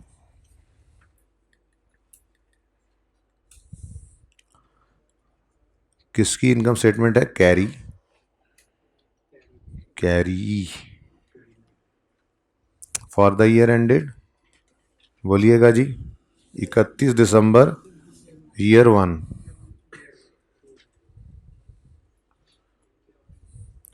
जी प्यारे बच्चों, सेल्स कितनी की इन्होंने? सेल्स 1400 रुपये की। लेस कॉस्ट ऑफ सेल कितनी है? 1000 रुपया।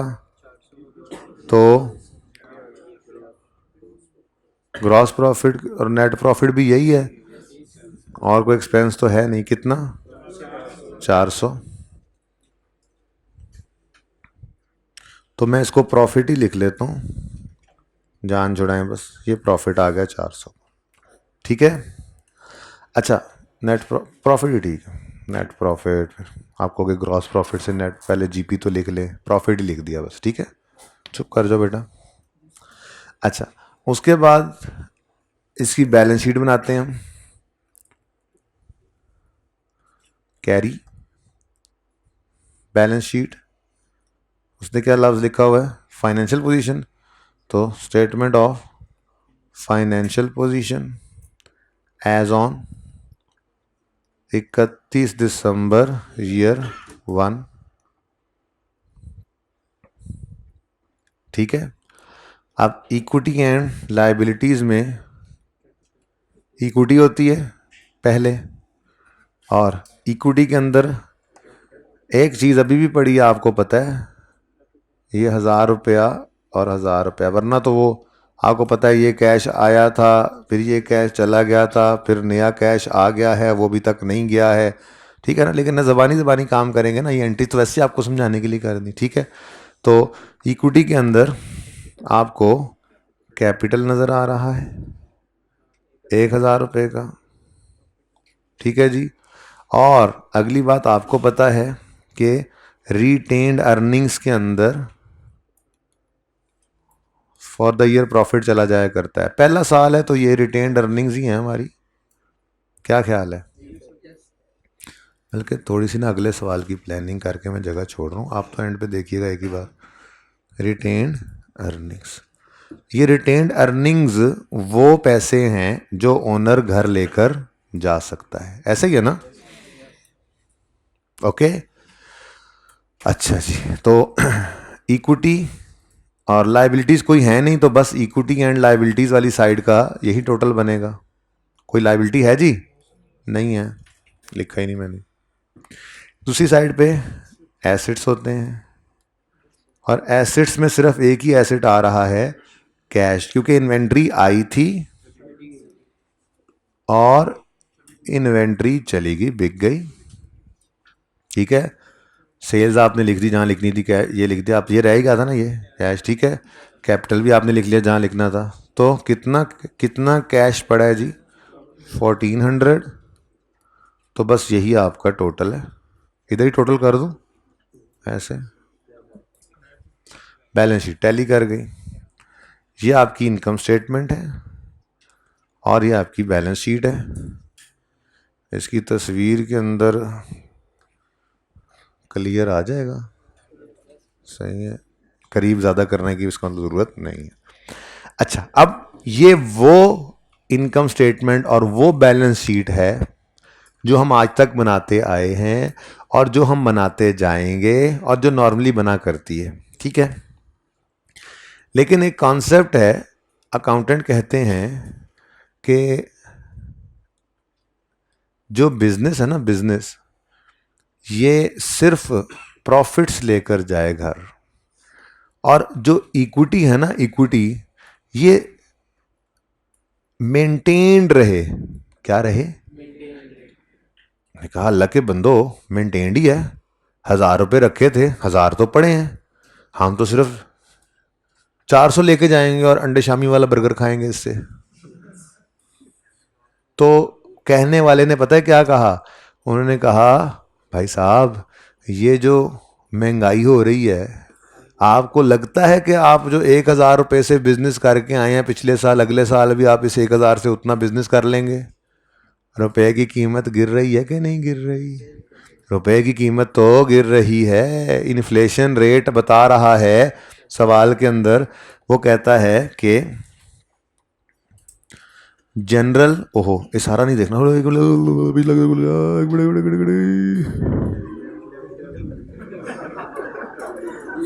कितने वेले हैं कसम से।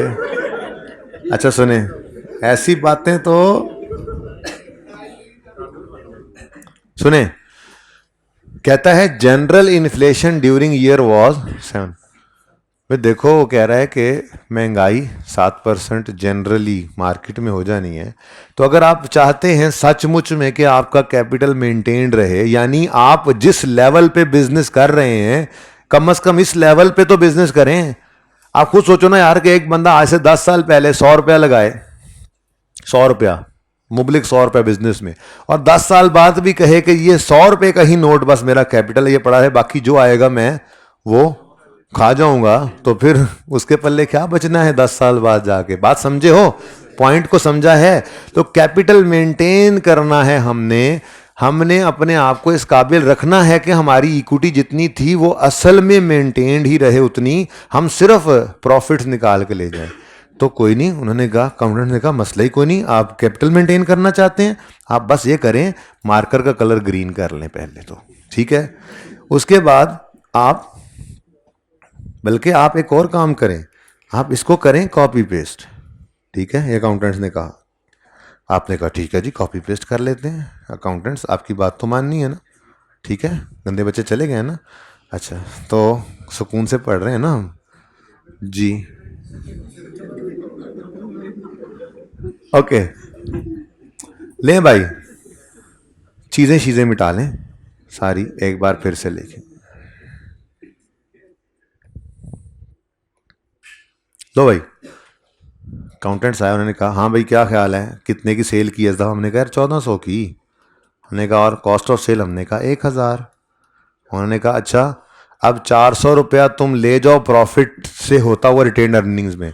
तो किसी ने आके कहा हो नहीं यार ऐसे ना करो, एक रिजर्व क्रिएट करो जिसका नाम रखो इन्फ्लेशन रिजर्व। क्या नाम रखो? इन्फ्लेशन रिजर्व, ठीक है। और इन्फ्लेशन रिजर्व, ये थोड़ा ऊपर से स्मार्ट स्मार्ट करके लिखें यार ताकि इसकी नीचे वर्किंग में कर लूँ। कॉस्ट ऑफ सेल 1000 और एक रिजर्व में कुछ पैसे फेंक दो। ये ना हो कल कला को आप इस काबिल ही ना रहो कि ये 1 यूनिट दोबारा खरीद सको। कम से कम इतना बिजनेस तो रहे कि 1 यूनिट जितना खरीद के तुमने बेच के 400 कमाया था, अगले साल भी ये 1 यूनिट खरीद के तो बेच लो। 2 यूनिट के काबिल ना बनो, 1 यूनिट खरीदने के काबिल भी नहीं रहोगे अगर तुमने ये एडजस्टमेंट ना की। वैसे अकाउंटिंग दुनिया के अंदर ये यूज़ नहीं करते, हम करते वही हिस्टोरिकल मेथड ही यूज़ है, ठीक है ना। लेकिन खैर एक मेथड है। तो इन्फ्लेशन रिजर्व में फेंक दो कितना, जो 400 कमाया है उसका 10%। 1000 रुपये का एक आइटम आया था, अगले साल वो 7% महंगा हो जाएगा। तो 1000 रुपया तो मैंने पहले भी कैपिटल में रखा हुआ था, मैं कह रहा हूं इसके अंदर ही बस थोड़ा सा और ऐड करके अलग करके रख लो, जैसे कोई रिजर्व बनाते हैं यार, ठीक है। तो 1000 इंटू 7%, 70 रुपये भी यहां से निकालो, बाकी कितने बचे? 330। हाँ ये खा जाओ, अब बेशक ये खा जाओ। 400 खाते तो खतरा था कि जितने पर हो उस पर भी ना रहते, ये खा जाओ। तो ये खा के इधर आओ इधर आओ इधर आओ। यहाँ पे क्या लिखोगे? इक्विटी के अंदर एक नई चीज़ क्रिएट हुई, फेयर वैल्यू रिजर्व। कितना जी? 70 का। बाकी कैपिटल कितना पड़ा था आपके पास? 1000। अब ये एक नया काम नज़र आया आपको कि आपका कैपिटल अब 1000 की बजाय सिक्योर होकर, आपने सिक्योर करके कितना कर लिया, अब महंगाई भी हो जाए तो आप इस काबिल ज़रूर हैं कि आप अगली बार भी 1 यूनिट खरीद के उसको बेच सकें, ठीक है। रिटेन्ड अर्निंग्स में 330 पड़ा है, ये आप खा सकते हो जी। बोलो। हाँ इन्फ्लेशन रिजर्व इसका नाम, ये फेयर वैल्यू रिजर्व लिख दिया मैंने, सॉरी। ये ना असल में वो FR2 वाला फेयर वैल्यू रिजर्व चल पड़ा थे इनमें, इन्फ्लेशन रिजर्व। ओके जी, टोटल कितना हो गया? 1400 ही रहना है, बाकी सवाल तो सेम ही था, सिर्फ हमने थोड़ा सा एडजस्टमेंट ही की। ये शेयर कैपिटल की तरह बिल्कुल भी नहीं है इन्फ्लेशन रिजर्व, लेकिन हमने इसको कैपिटल के अंदर ऐड करके, यानी ये जनरल रिजर्व है, यूं कह लो, जैसे हम अलग से करके रख लेते थे रिटेन्ड अर्निंग्स में से निकाल के, ये वैसा ही है।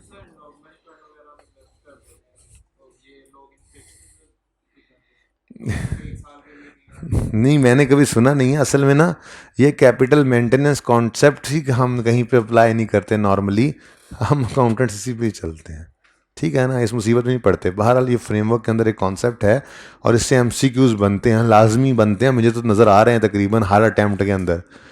तो ये नहीं, ईजी नहीं लेना, ना उन्होंने नहीं होते, करते नहीं, ये करते हैं एमसीक्यूज में करते हैं ये, ठीक है, 2-4 नंबर आते हैं जी। बेटा जाहिर सी बात है, ओनर घर से लाए तो 1000 ही है ना, बाकी तो बिजनेस ने कमाया है, ठीक है।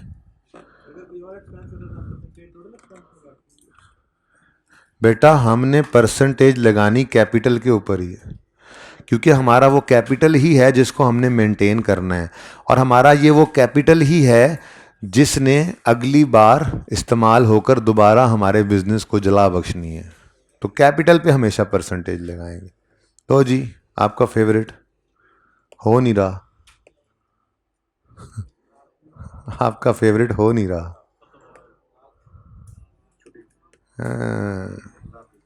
कितना को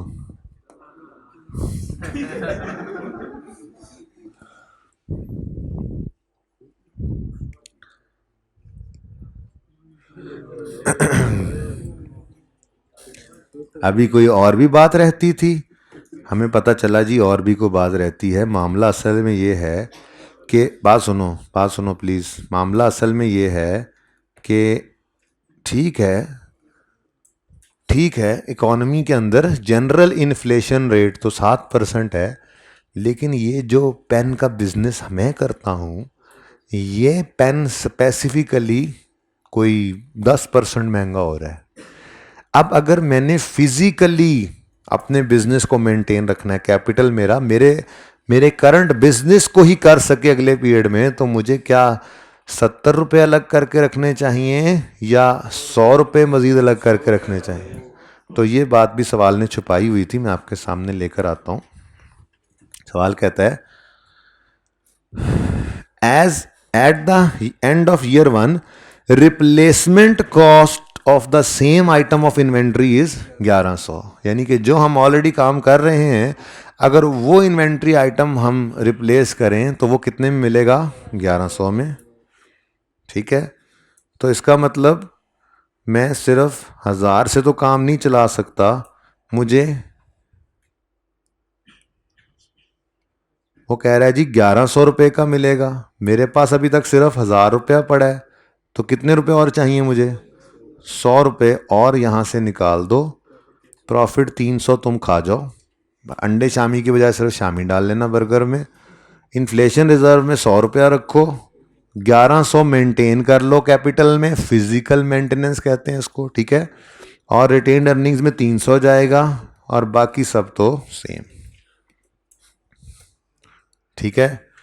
अब ये पहला मेथड जो है इसको कहते हैं मनी टर्म्स। क्या कहते हैं जी? मनी टर्म्स का क्या मतलब? 100 रुपये, 100 ठीपे तुम्हारे पास आज पड़े हैं, ठीक है, और तुम 10 साल बाद भी वही 100 ठीपे लेके बैठे हो, तो तुमने 100 रुपये को मेंटेन किया मनी टर्म्स में, समझो, ठीक है। और इसके पास 100 ठीपे पड़े थे, इसने 107 ठीपे इकट्ठे करके रख लिए, तो इसने अपने, नहीं इकट्ठे किए, ठीक है, तो इसने अपने पास 107 ठीपे, क्या वो 10 साल पहले वाले 100 ठीपे ही हैं, इसने रियल टर्म्स के अंदर इसको मेंटेन कर लिया अपने कैपिटल को, ठीक है। जबकि ये मेरा दोस्त जो था, इसने कहा ना मनी टर्म्स के 100 के 100 ही पड़े हों, ना जनरल रेट लगा के रियल टर्म्स, बल्कि मैं तो फिजिकल में कैपिटल मेंटेनेंस चाहता हूँ, नाम रखे हुए इन्होंने, ठीक है, मैं तो इसको फिजिकल कैपिटल मेंटेनेंस करना चाहता हूँ। फिजिकल कैपिटल मेंटेनेंस जो मतलब बिजनेस कर रहा हूँ, स्पेसिफिक मेरे बिजनेस से रिलेटेड जो इन्फ्लेशन रेट है, मैं उस हिसाब से खुद को मेंटेन करना चाहता हूँ, तो वो कहलाता है फिजिकल कैपिटल मेंटेनेंस। तो ये जो ये क्या है जी? फिजिकल, नाम तो याद ही करने, असल में तो नाम ही याद करने। फिजिकल कैपिटल मेंटेनेंस ये कहलाता है तो ये, चलो चलो चलो चलो चलो लिखने, वही लिखने दो। क्या है जी? रियल टर्म्स में, और ये मनी टर्म्स में। अब मनी टर्म्स में या रियल टर्म्स में हो, इन दोनों को फाइनेंशियल कहा जाता है। ये कहते हैं जी, इसको क्या कहते हैं जी? Financial capital maintenance. एक मिनट, इतनी तो जगह ही नहीं, यहां से लिखते हैं फाइनेंशियल कैपिटल मेंटेनेंस। और ये क्या है जी? Physical capital. इसको भी ऊपर लिख देते हैं ताकि आमने सामने हो रहा है ऐसे, ताकि आपको पता हो कि फिजिकल कैपिटल मेंटेनेंस में एक ही है, फिजिकल कैपिटल मेंटेनेंस। ठीक है जी। तो फाइनेंशियल के अंदर दो तरह के, एक तो मनी विद मनी जैसे है, ठीक है, मनी वही पैसे पड़े, और एक रियल जनरल इन्फ्लेशन को हमने टेकअप कर लिया। लेकिन फिजिकल कैपिटल मेंटेनेंस क्या है? जिस काम को हम कर रहे हैं, हम उस बिजनेस स्पेसिफिक इन्फ्लेशन को भी कैटर करके अपने आप को सिक्योर कर चुके हुए हैं। ठीक है जी। तो ये कहलाते हैं जी कैपिटल मेंटेनेंस के कॉन्सेप्ट्स। ठीक है जी।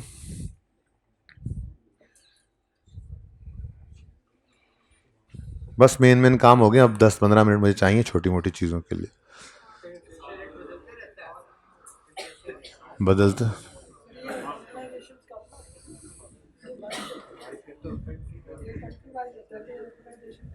क्या?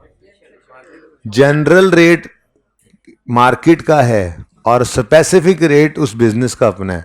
ठीक है, उस बिजनेस से रिलेटेड है। जैसे लोग कहते हैं कि जी ये टेक्सटाइल इंडस्ट्री जो है, इसको इतना टैक्स लग गया तो चलो जी इसमें चीज़ें अब इतनी महंगी हो जानी है। टेक्सटाइल में 10% महंगाई होनी है जी, और बाकी तो में 7% होनी है। फर्क हो सकता है ना? हाँ, क्या?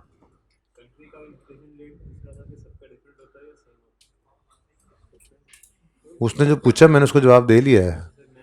हाँ बताओ। तो वो जनरल रेट है जो सब पे लगता है, सब पे जो लगता है वो जनरल रेट ऑफ इन्फ्लेशन। हर कोई इम्पैक्ट लेगा उससे, वो किसी बिजनेस का स्पेसिफिक रेट नहीं होता। कौन चाती मार रहा है भाई? भाग गया। अच्छा जी, चलें जी। अब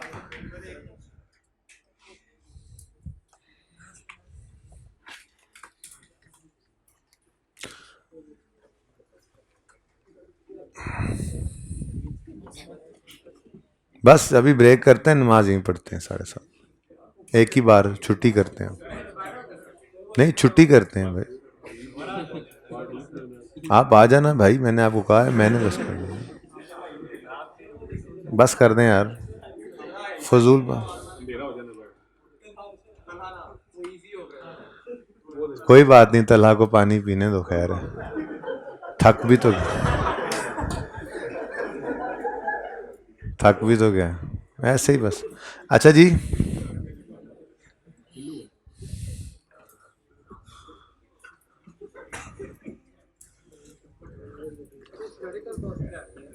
जी हिस्टोरिकल कॉस्ट ये होती है कि आपने आज से 10 साल 50 साल 20 साल पहले कोई एसेट खरीदा था, उस वक्त जो कॉस्ट आई थी, आपने 20 साल पहले एक एसेट खरीदा, आपने कहा इसकी 50 साल यूजफुल लाइफ है, और आपने उसको स्ट्रेट लाइन डेप्रिसिएट करना शुरू कर दिया। आपकी बैलेंस शीट के अंदर वो किस पे नजर आ रहा होगा? कॉस्ट माइनस एक्यूमुलेटेड डेप्शन पे। ये हिस्टोरिकल कॉस्ट है। ओके,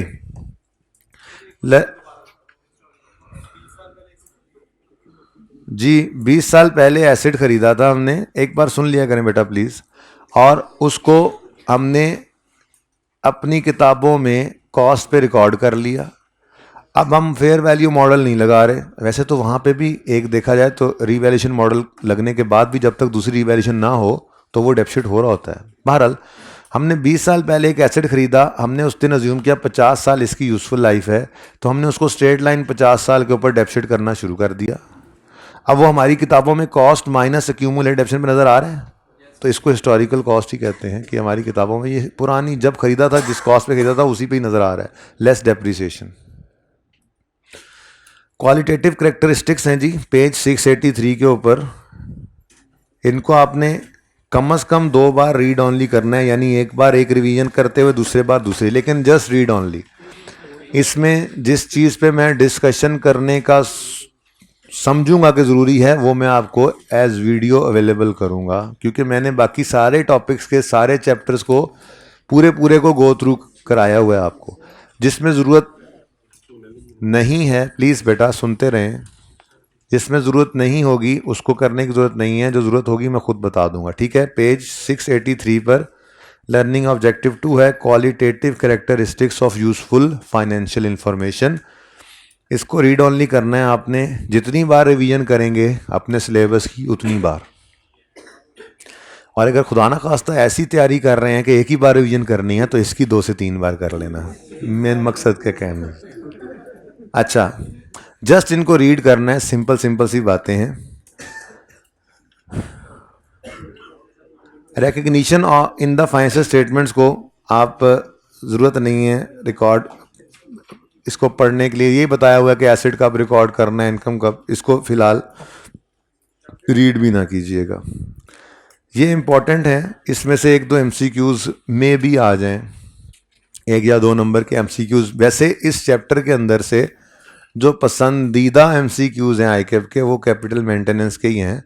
वो आपको डाटा देगा इसी तरह से जैसे सवाल था, और उसमें से कोई एक मेथड कह देगा कि ये फिजिकल कैपिटल मेंटेनेंस यूज़ कर रहे हैं, या ये फाइनेंशियल मनी टर्म्स यूज़ कर रहे हैं, या फाइनेंशियल रियल टर्म्स यूज़ कर रहे हैं, तो फलां चीज़ का आंसर बता दो। नॉर्मली ये 1 से 2 नंबर का एमसीक्यू इस टॉपिक में से देता है, लेकिन ये कॉन्सेप्ट भी इंपॉर्टेंट है जी। इसमें से और कुछ नहीं हो सकता एमसीक्यू जी। बेटा ज़रूरी नहीं है, वो कुछ भी निकलवा सकता है, ठीक है। कोई एक चीज़ मिसिंग कर दे, बाकी चीज़ें रख दे, आपको कॉन्सेप्ट है, आपको मसला नहीं होना चाहिए इंशाल्लाह, ठीक है।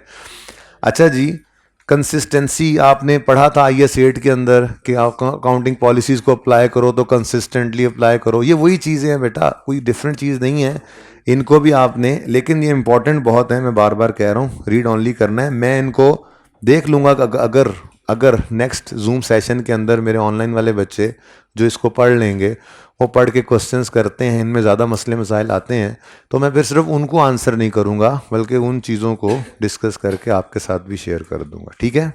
ओके, नहीं, नेक्स्ट मटीरियलिटी है, प्रूडेंस है, मैचिंग कॉन्सेप्ट है, सेपरेट एंटिटी पहले दिन बताया था, सेपरेट एंटिटी कॉन्सेप्ट क्या होता है, ठीक है जी। फिर मेजरमेंट, ये भी रीड ऑनली है। इसमें से ना 2-3 बार पुराने पास पेपर्स के अंदर, पुराने पास पेपर्स में काफ़ी अर्सा पहले उसने थ्योरेटिकली भी इनको 1 से 2 बार पूछा हुआ है, 2-2, 4-4 नंबर के लिए, तो इनको रीड ऑनली कर लीजिएगा। ये बड़े मिलते जुलते कन्फ्यूजिंग से हैं, replacement cost, present value, realizable value, लेकिन जस्ट रीड ऑनली कीजिएगा, 1 आध MCQ एक्सपेक्ट कर सकते हैं इसमें से आप। ये कैपिटल मेंटेनेंस को रीड कर लीजिएगा सिर्फ इसलिए कि आपको ये पता लग जाए कि जो हमने प्रैक्टिकल एग्जाम्पल की थी उसमें ये सारी बातें कवर हो चुकी हैं। कन्फ्यूजिंग सी अंग्रेजियाँ लिखी हुई होंगी, लेकिन बात वही होगी, आप तसल्ली से एक बार पढ़ लेना अपनी तसल्ली के लिए। वैसे इसको दोबारा पढ़ने की फिर ज़रूरत नहीं है, जो हमने एग्जाम्पल की है वो मोर देन इनफ है। जो एग्जाम्पल हमने की है उसके अंदर यही गालिबन 1400 लिखा हुआ था, ये 140,000 आ गया इस एग्जाम्पल के अंदर, और कुछ नहीं है, तो चलें, अच्छा है, इससे वही फिगर्स थोड़ी सी मिलती जुलती एक और एग्जाम्पल बन गई आपकी। कमेंट्री को पढ़ लें बेशक, मुझे इससे कोई सरोकार नहीं है, लेकिन ज़रूरत नहीं है इस कैपिटल मेंटेनेंस को पढ़ने की, तसल्ली के लिए एक बार बेशक पढ़ लीजिएगा। इसके अंदर, इस चैप्टर के अंदर से आपने जौन से पास पेपर्स करने होंगे, सिंपल हैं, वो मैं रिवीजन प्लान के अंदर लिख के दूंगा, उसके अलावा कोई और करने की ज़रूरत नहीं है आपको।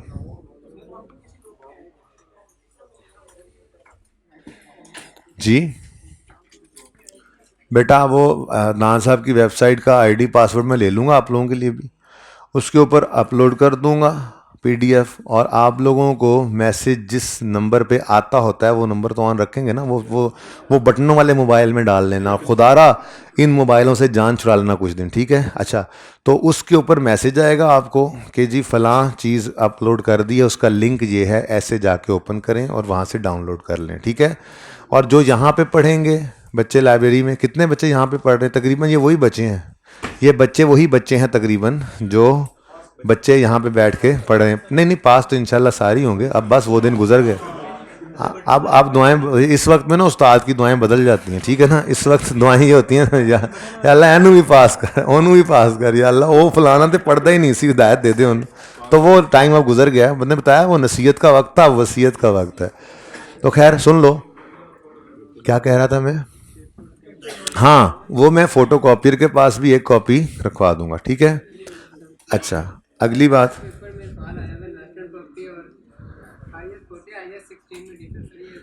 ये बहुत सिंपल है, स्टैंडर्ड से देखने की जरूरत नहीं है। आप स्टैंडर्ड से क्यों देखेंगे?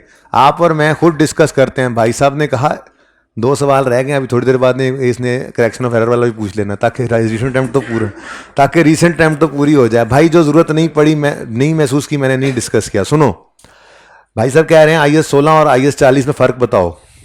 भाई IS 16 के अंदर कॉस्ट मॉडल और रीवैल्यूएशन मॉडल है, IS 40 के अंदर कॉस्ट मॉडल और फेयर वैल्यू मॉडल है। IS 16 के अंदर आपका एसेट जब फेयर वैल्यू मॉडल पे हो तो डेप्रीशिएट नहीं होता, लेकिन उलट बोल रहा हूँ, IS 40 के अंदर अगर आपका एसेट फेयर वैल्यू मॉडल पे हो तो डेप्रीशिएट नहीं होता, लेकिन रीवैल्यूड एसेट का आपको पता है वो डेप्रीशिएट होता है। और को फर्क बताओ, रीवैल्यूएशन गेन या लॉस अरोज हो तो OCI से रूट होता है, किसमें? IS 16 में। और जो आपका फेयर वैल्यू मॉडल है उसका गेन लॉस सीधा जाता है टापो टाप प्रॉफिट एंड लॉस, टापो टाप प्रॉफिट एंड लॉस, लॉस नहीं लॉस, शेयर तब बनेगा ना, टापो टाप प्रॉफिट एंड लॉस। और जी और कोई? जी आप कह सकते हैं बिल्कुल, हम इन्वेस्ट प्रॉपर्टी को फॉर कैपिटल एप्रिसिएशन या फॉर रेंटल रखते हैं, जबकि IS 16 में क्लासिफाई करते हैं उन एसेट्स को जिन्हें हमने बिजनेस यूज़ में रखना है, एडमिनिस्ट्रेटिव यूज़ में रखना है। तो 4 ही फ़र्क बताए हैं आपने, बोले हैं 4 तो निकल आए हैं, और क्या। तो स्टैंडर्ड क्यों खोलें हम ऐसी बातों के लिए? अच्छा जी, और सैर जो यार, ये ज़रूरी टाइम है, ये बड़ा अहम टाइम है, प्लीज़। और ठहर जा, हैप्पी बर्थडे।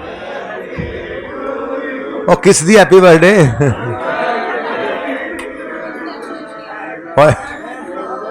और भाई साहब मेरी बर्थडे शर्डे कोई नहीं है, मुझे पढ़ा लेने दो, तुम्हारी मेहरबानी, ये बाद में कर लेना प्लीज प्लीज। भाई 1 मिनट जरा पॉज करो। अच्छा जी, ये एनपीओ की जो डिस्कशन थी, इसमें मैंने आपके साथ ये जो बातें की थी ना, वो इस तरह से थी। देखो, जैसे इसने कहा डेफरल मेथड के साथ करो रिस्ट्रिक्टेड फंड, तो उसने एक फॉर्मेट दे दिया, ये डेफरल मेथड है, देखो एक कॉलम है। ऐसे ही जो रिस्ट्रिक्टेड फंड मेथड है, ये देखो, नहीं ये नहीं, अभी ढूंढना पड़ेगा। ये रिस्ट्रिक्टेड फंड मेथड में वो 3 कॉलम बन गए, टोटल भी है, ठीक है ना। तो ये चीज़ें मैंने कोशिश की थी कि देखकर जितना शॉर्टकट करके आपके लिए आसान करके सवाल में बता दूं, फिर भी इसमें से कुछ मैं इंपॉर्टेंट समझूंगा, 2-4 MCQs की हद तक, तो वो डिस्कशन मैं कंप्यूटर की स्क्रीन के ऊपर रिकॉर्ड करके आपको भेज दूंगा। उसके लिए मुझे यहाँ पे आने की ज़रूरत नहीं है, ठीक है, सही हो गया।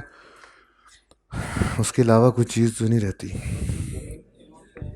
नहीं, 1 मिनट, और शहर का बच्चे चुप कर दो, 1 मिनट यार।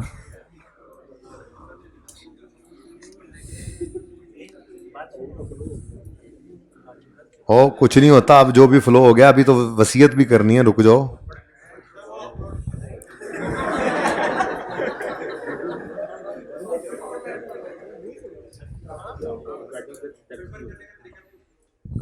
यार अब 2 मिनट दे दो यार, ऐसे करोगे तुम जाते हुए यार, ऐसे करोगे यार। और लियाकत चुप कर जा, तू अलहदा मेरे नाल गल कर ली। पता है क्यों? क्योंकि अगर तुमने दोबारा बोला ना तो इन्होंने सबने ना तुम्हें पकड़ के निक्का कर देना है।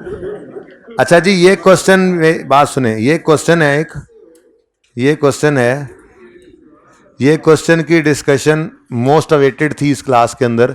सवेर दे लगे हैं मुक्की कोई नहीं क्लास, इसलिए इसकी डिस्कशन भी मैं आपके लिए अवेलेबल करूंगा। पहले तो मैं देख लूंगा कि अगर कैमरा इसकी स्क्रीन रिकॉर्डिंग के ऊपर काम चल रहा है, मुझे खुद महसूस हुआ तो फिर मैं कर दूंगा, वरना इसके लिए मैं यहाँ पे आके मैं TCTA को या किसी बच्चे को लाइब्रेरी से बुला के बिठा के डिस्कस कर दूंगा, आपको अवेलेबल कर दूंगा।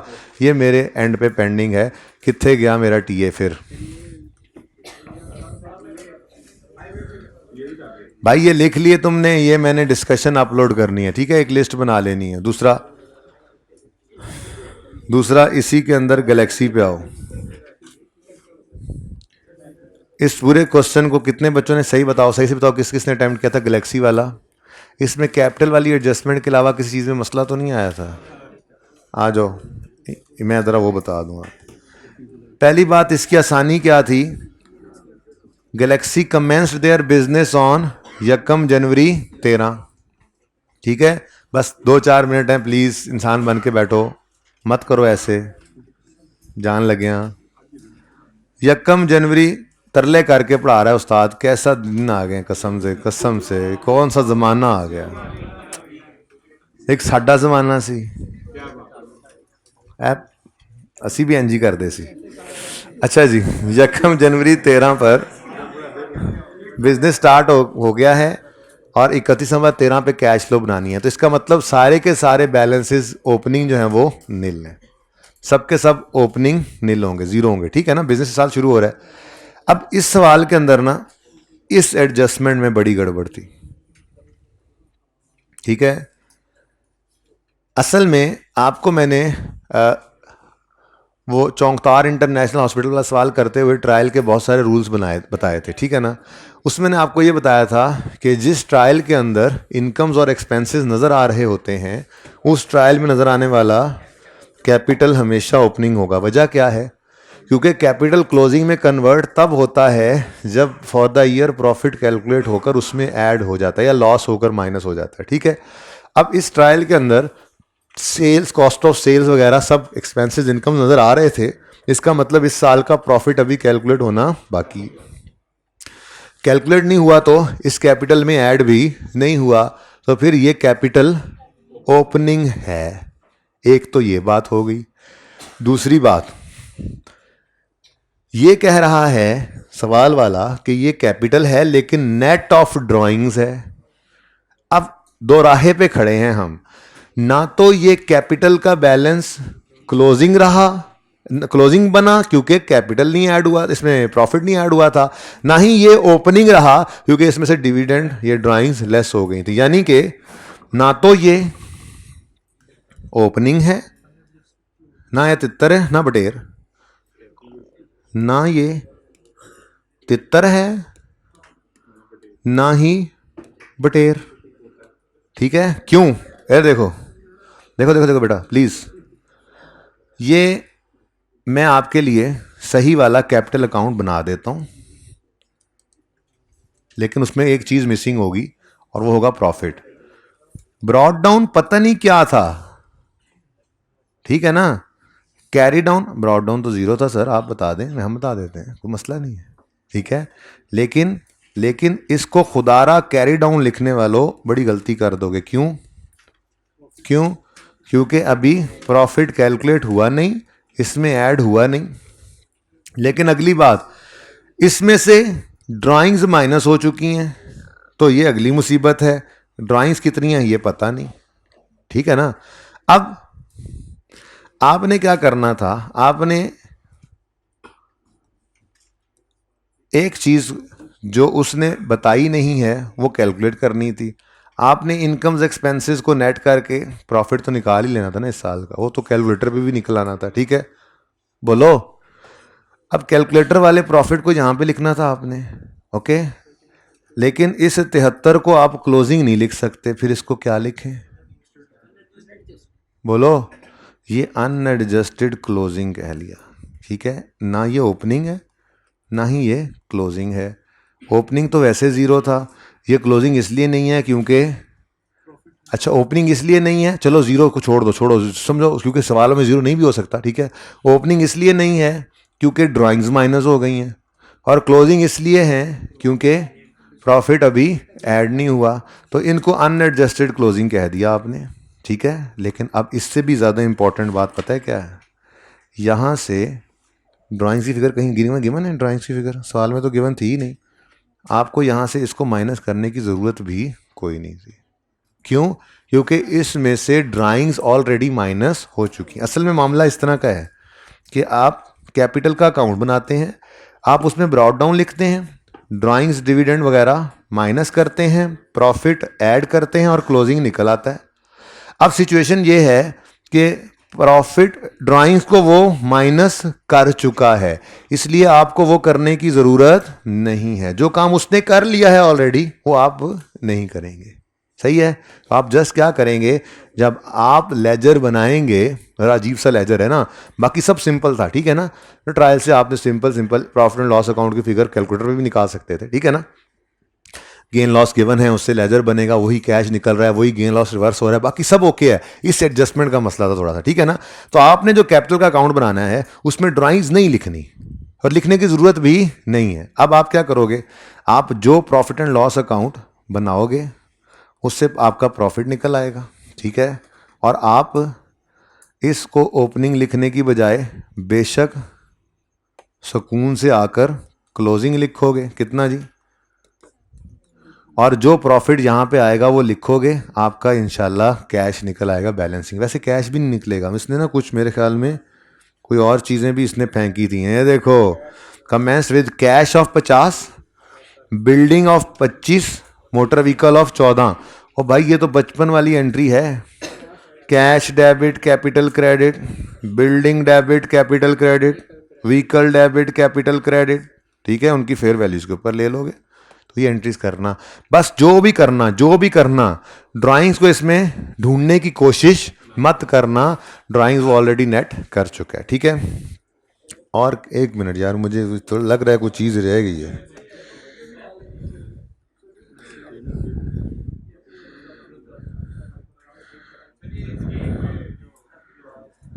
नहीं, इसकी तस्वीर नहीं खींचनी है आपने, मैं आपको वो पीडीएफ के अंदर लिख दूंगा जो जो काम हुए हैं, वो मुसीबत पर। सुनो सुनो सुनो, अहम बात तो करना भूल गया, सबर कर जाओ यार, खलो जाओ, ताड़ी मेहरबानी है। ओ भाई खलो जाओ यार, ताड़ी मेहरबानी, सुन लो यार, सुन लो भाई, सुन लो। आप लोगों ने अभी जो भी छोटा मोटा लेक्चर आएगा, वीडियो अगर आएगी भी सही, उसको लेक्चर नहीं समझना, सुकून से, यानी समझो आपके काम ख़त्म हो गया आज मेरी तरफ से, आज रात को जाके ही प्लानर बना लेना है। अब सुन लो, सुन लो, प्लानर बना के सोना ना। प्लानर जिस दिन भी बनाओ, उस प्लानर को कम से कम एक दिन के डिले से बनाना। यानी आज क्या तारीख है, आज आपने बनाना है प्लानर, तो 8 की बजाय 9 से शुरू करना है उसको। और जो प्लानर बनाओ आज रात को, फिर नफल पढ़ के अल्लाह से दुआ करके सोना, या अल्लाह ये पूरा हो जाए, क्योंकि वो टिक होने का मतलब होता है पासिंग, और अगर कैरी फॉरवर्ड हो रहा है तो मतलब फेलियर है। अच्छा, तो आपने सुबह उठना है, कैमरा बंद कर दे भाई, की करना है। अच्छा जी, सुने सुने सुने सुने सुने, वो कैमरा बंद करो, मैंने कहा था इधर स्टूडेंट को, और भाई ने बंद कर दिया। सुने जी, प्लीज़ प्लीज़ प्लीज़, अहम बात है, प्लानर एक दिन के डिले से इसलिए बनवा रहा हूँ बेटा, क्योंकि 2 से 3 दिन, 2 दिन कम से कम लगते हैं टेम्पो बनते हुए। अब होगा क्या कि आपने दूसरे को मोबाइल पकड़ा दिया उसने, ठीक है,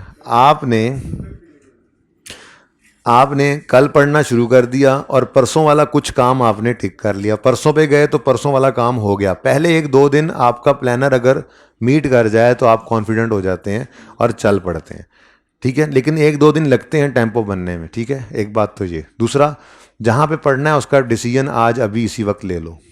घर जाके पढ़ना है तो घर जाने की तैयारी पकड़ लो, टिकट तो हुआ होगा, निकल जाओ रात को, सुबह किसी भी वक्त भी, फिर मुड़ के सिर्फ पर्चा देने आना है। इसलिए कह रहा हूँ क्योंकि 2 से 3 दिन लगते हैं, सेट होते हुए वहाँ जाके कहते हैं यार यहाँ तो पढ़ा ही नहीं जा रहा, चलो 3-4 दिन वहाँ रुकते हैं, फिर वहाँ से वापस वहीं जाके लाहौर जाके ही पढ़ते हैं। ये आउट स्टेशन वालों की बात कर रहा हूँ, बाकी लाहौर वाले तो फिर यहाँ पे ही हैं, ठीक है। अब घर चले गए थे, 3-4 दिन वहाँ देखा नहीं पढ़ा गया, मज़ा नहीं आ रहा, चलो वापस, फिर बोरिया बिस्तरा चुक्या, फिर वापस यहाँ पे आए। अब 2 दिन फिर जगह पे सेट होते हुए लगते हैं, फिर 2 से 3 दिन गुजरे, फिर नहीं यार चस नहीं आई, चलो वापस। रोलिंग स्टोन को कुछ नहीं मिलना, उनको ये बस आना जाना ही बचना है, पेपर उनका रह जाना है। डिसीजन अभी ले लो और जो डिसीजन लो उस पर जम जाना है, वहीं पे रुकना है, ठीक है। अगली बात, 13 से 14 घंटे इफेक्टिवली पढ़ना है। शेर नहीं सुनाऊंगा, मत कहना, ठीक है। बात सुने 13 से 14 घंटे इफेक्टिव पढ़ने का मतलब मैं समझाता हूँ, सादा अल्फाज में समझाता हूँ कि आपने अगर किताब खोली हुई थी और आंखें उसके ऊपर मौजूद थीं और 10 से 15 मिनट गुजरने के बाद भी उसी सफ़े के ऊपर ही मौजूद थी आंखें और दिमाग पता नहीं कहाँ से घूम के आ गया, तो ये वाला टाइम आपने उस 13 से 14 घंटे में से माइनस कर देना है। अब आप खुद सोचो कि आपका दिमाग कितना को वंडर करता है और आपको कितना बैठना पड़ेगा 13 से 14 घंटे इफेक्टिव निकालने के। मुझे लगता है 24 घंटे जी पूरे नहीं होने। तो इसलिए अपना नफल पढ़ो, दुआ करो, अल्लाह से मांगते रहो, नमाज में लगो और पढ़ाई में लगो। दिमाग जाने लगे तो वापस बुलाओ, ठीक है ना। कोशिश करनी है, 1-2 दिन में सही हो जाएगा। अगली बात, मोनोटनी आ जाती है, 5 से 6 दिन लगातार पढ़ा, टिका के पढ़ा, मोनोटोन हो जाता है बंदा, तो कोई नहीं, कोई 2-4 घंटे किताबें रख दोगे तो फिर उसके बाद दोबारा फ्रेश हो जाओगे। बेहतर यह है कि शाम के टाइम रखना ताकि रात को सोने का टाइम भी बीच में आ जाए। 2-4 घंटे कुछ ना पढ़ो, अब दिल में आ रही होगी यार पेपर है, टेंशन हो रही, नहीं कोई बात नहीं, 2-3 घंटे घर वालों को टाइम दो, अम्मा पापा को टाइम दो, सो जाओ, सुबह उठोगे फिर फ्रेश होगे और फिर रूटीन चल पड़ेगी, ठीक है। पेपर्स जैसे मर्जी तैयार करो, 3 रखे हुए हैं, 3 रोज़ पढ़ने आपकी मर्जी है, 2 पढ़ने आप, किसी की तरतीब अपने पे अप्लाई नहीं करनी, जैसे कंफर्टेबल हो वैसे करना। अगली बात, जिस टाइम पे पढ़ने में कंफर्टेबल हो उस वक्त पढ़ना, ठीक है। आप लोगों को ये नहीं, साथ वाले ने कहा यार रात को पढ़ना बड़ा मज़ा आता है, ठीक है।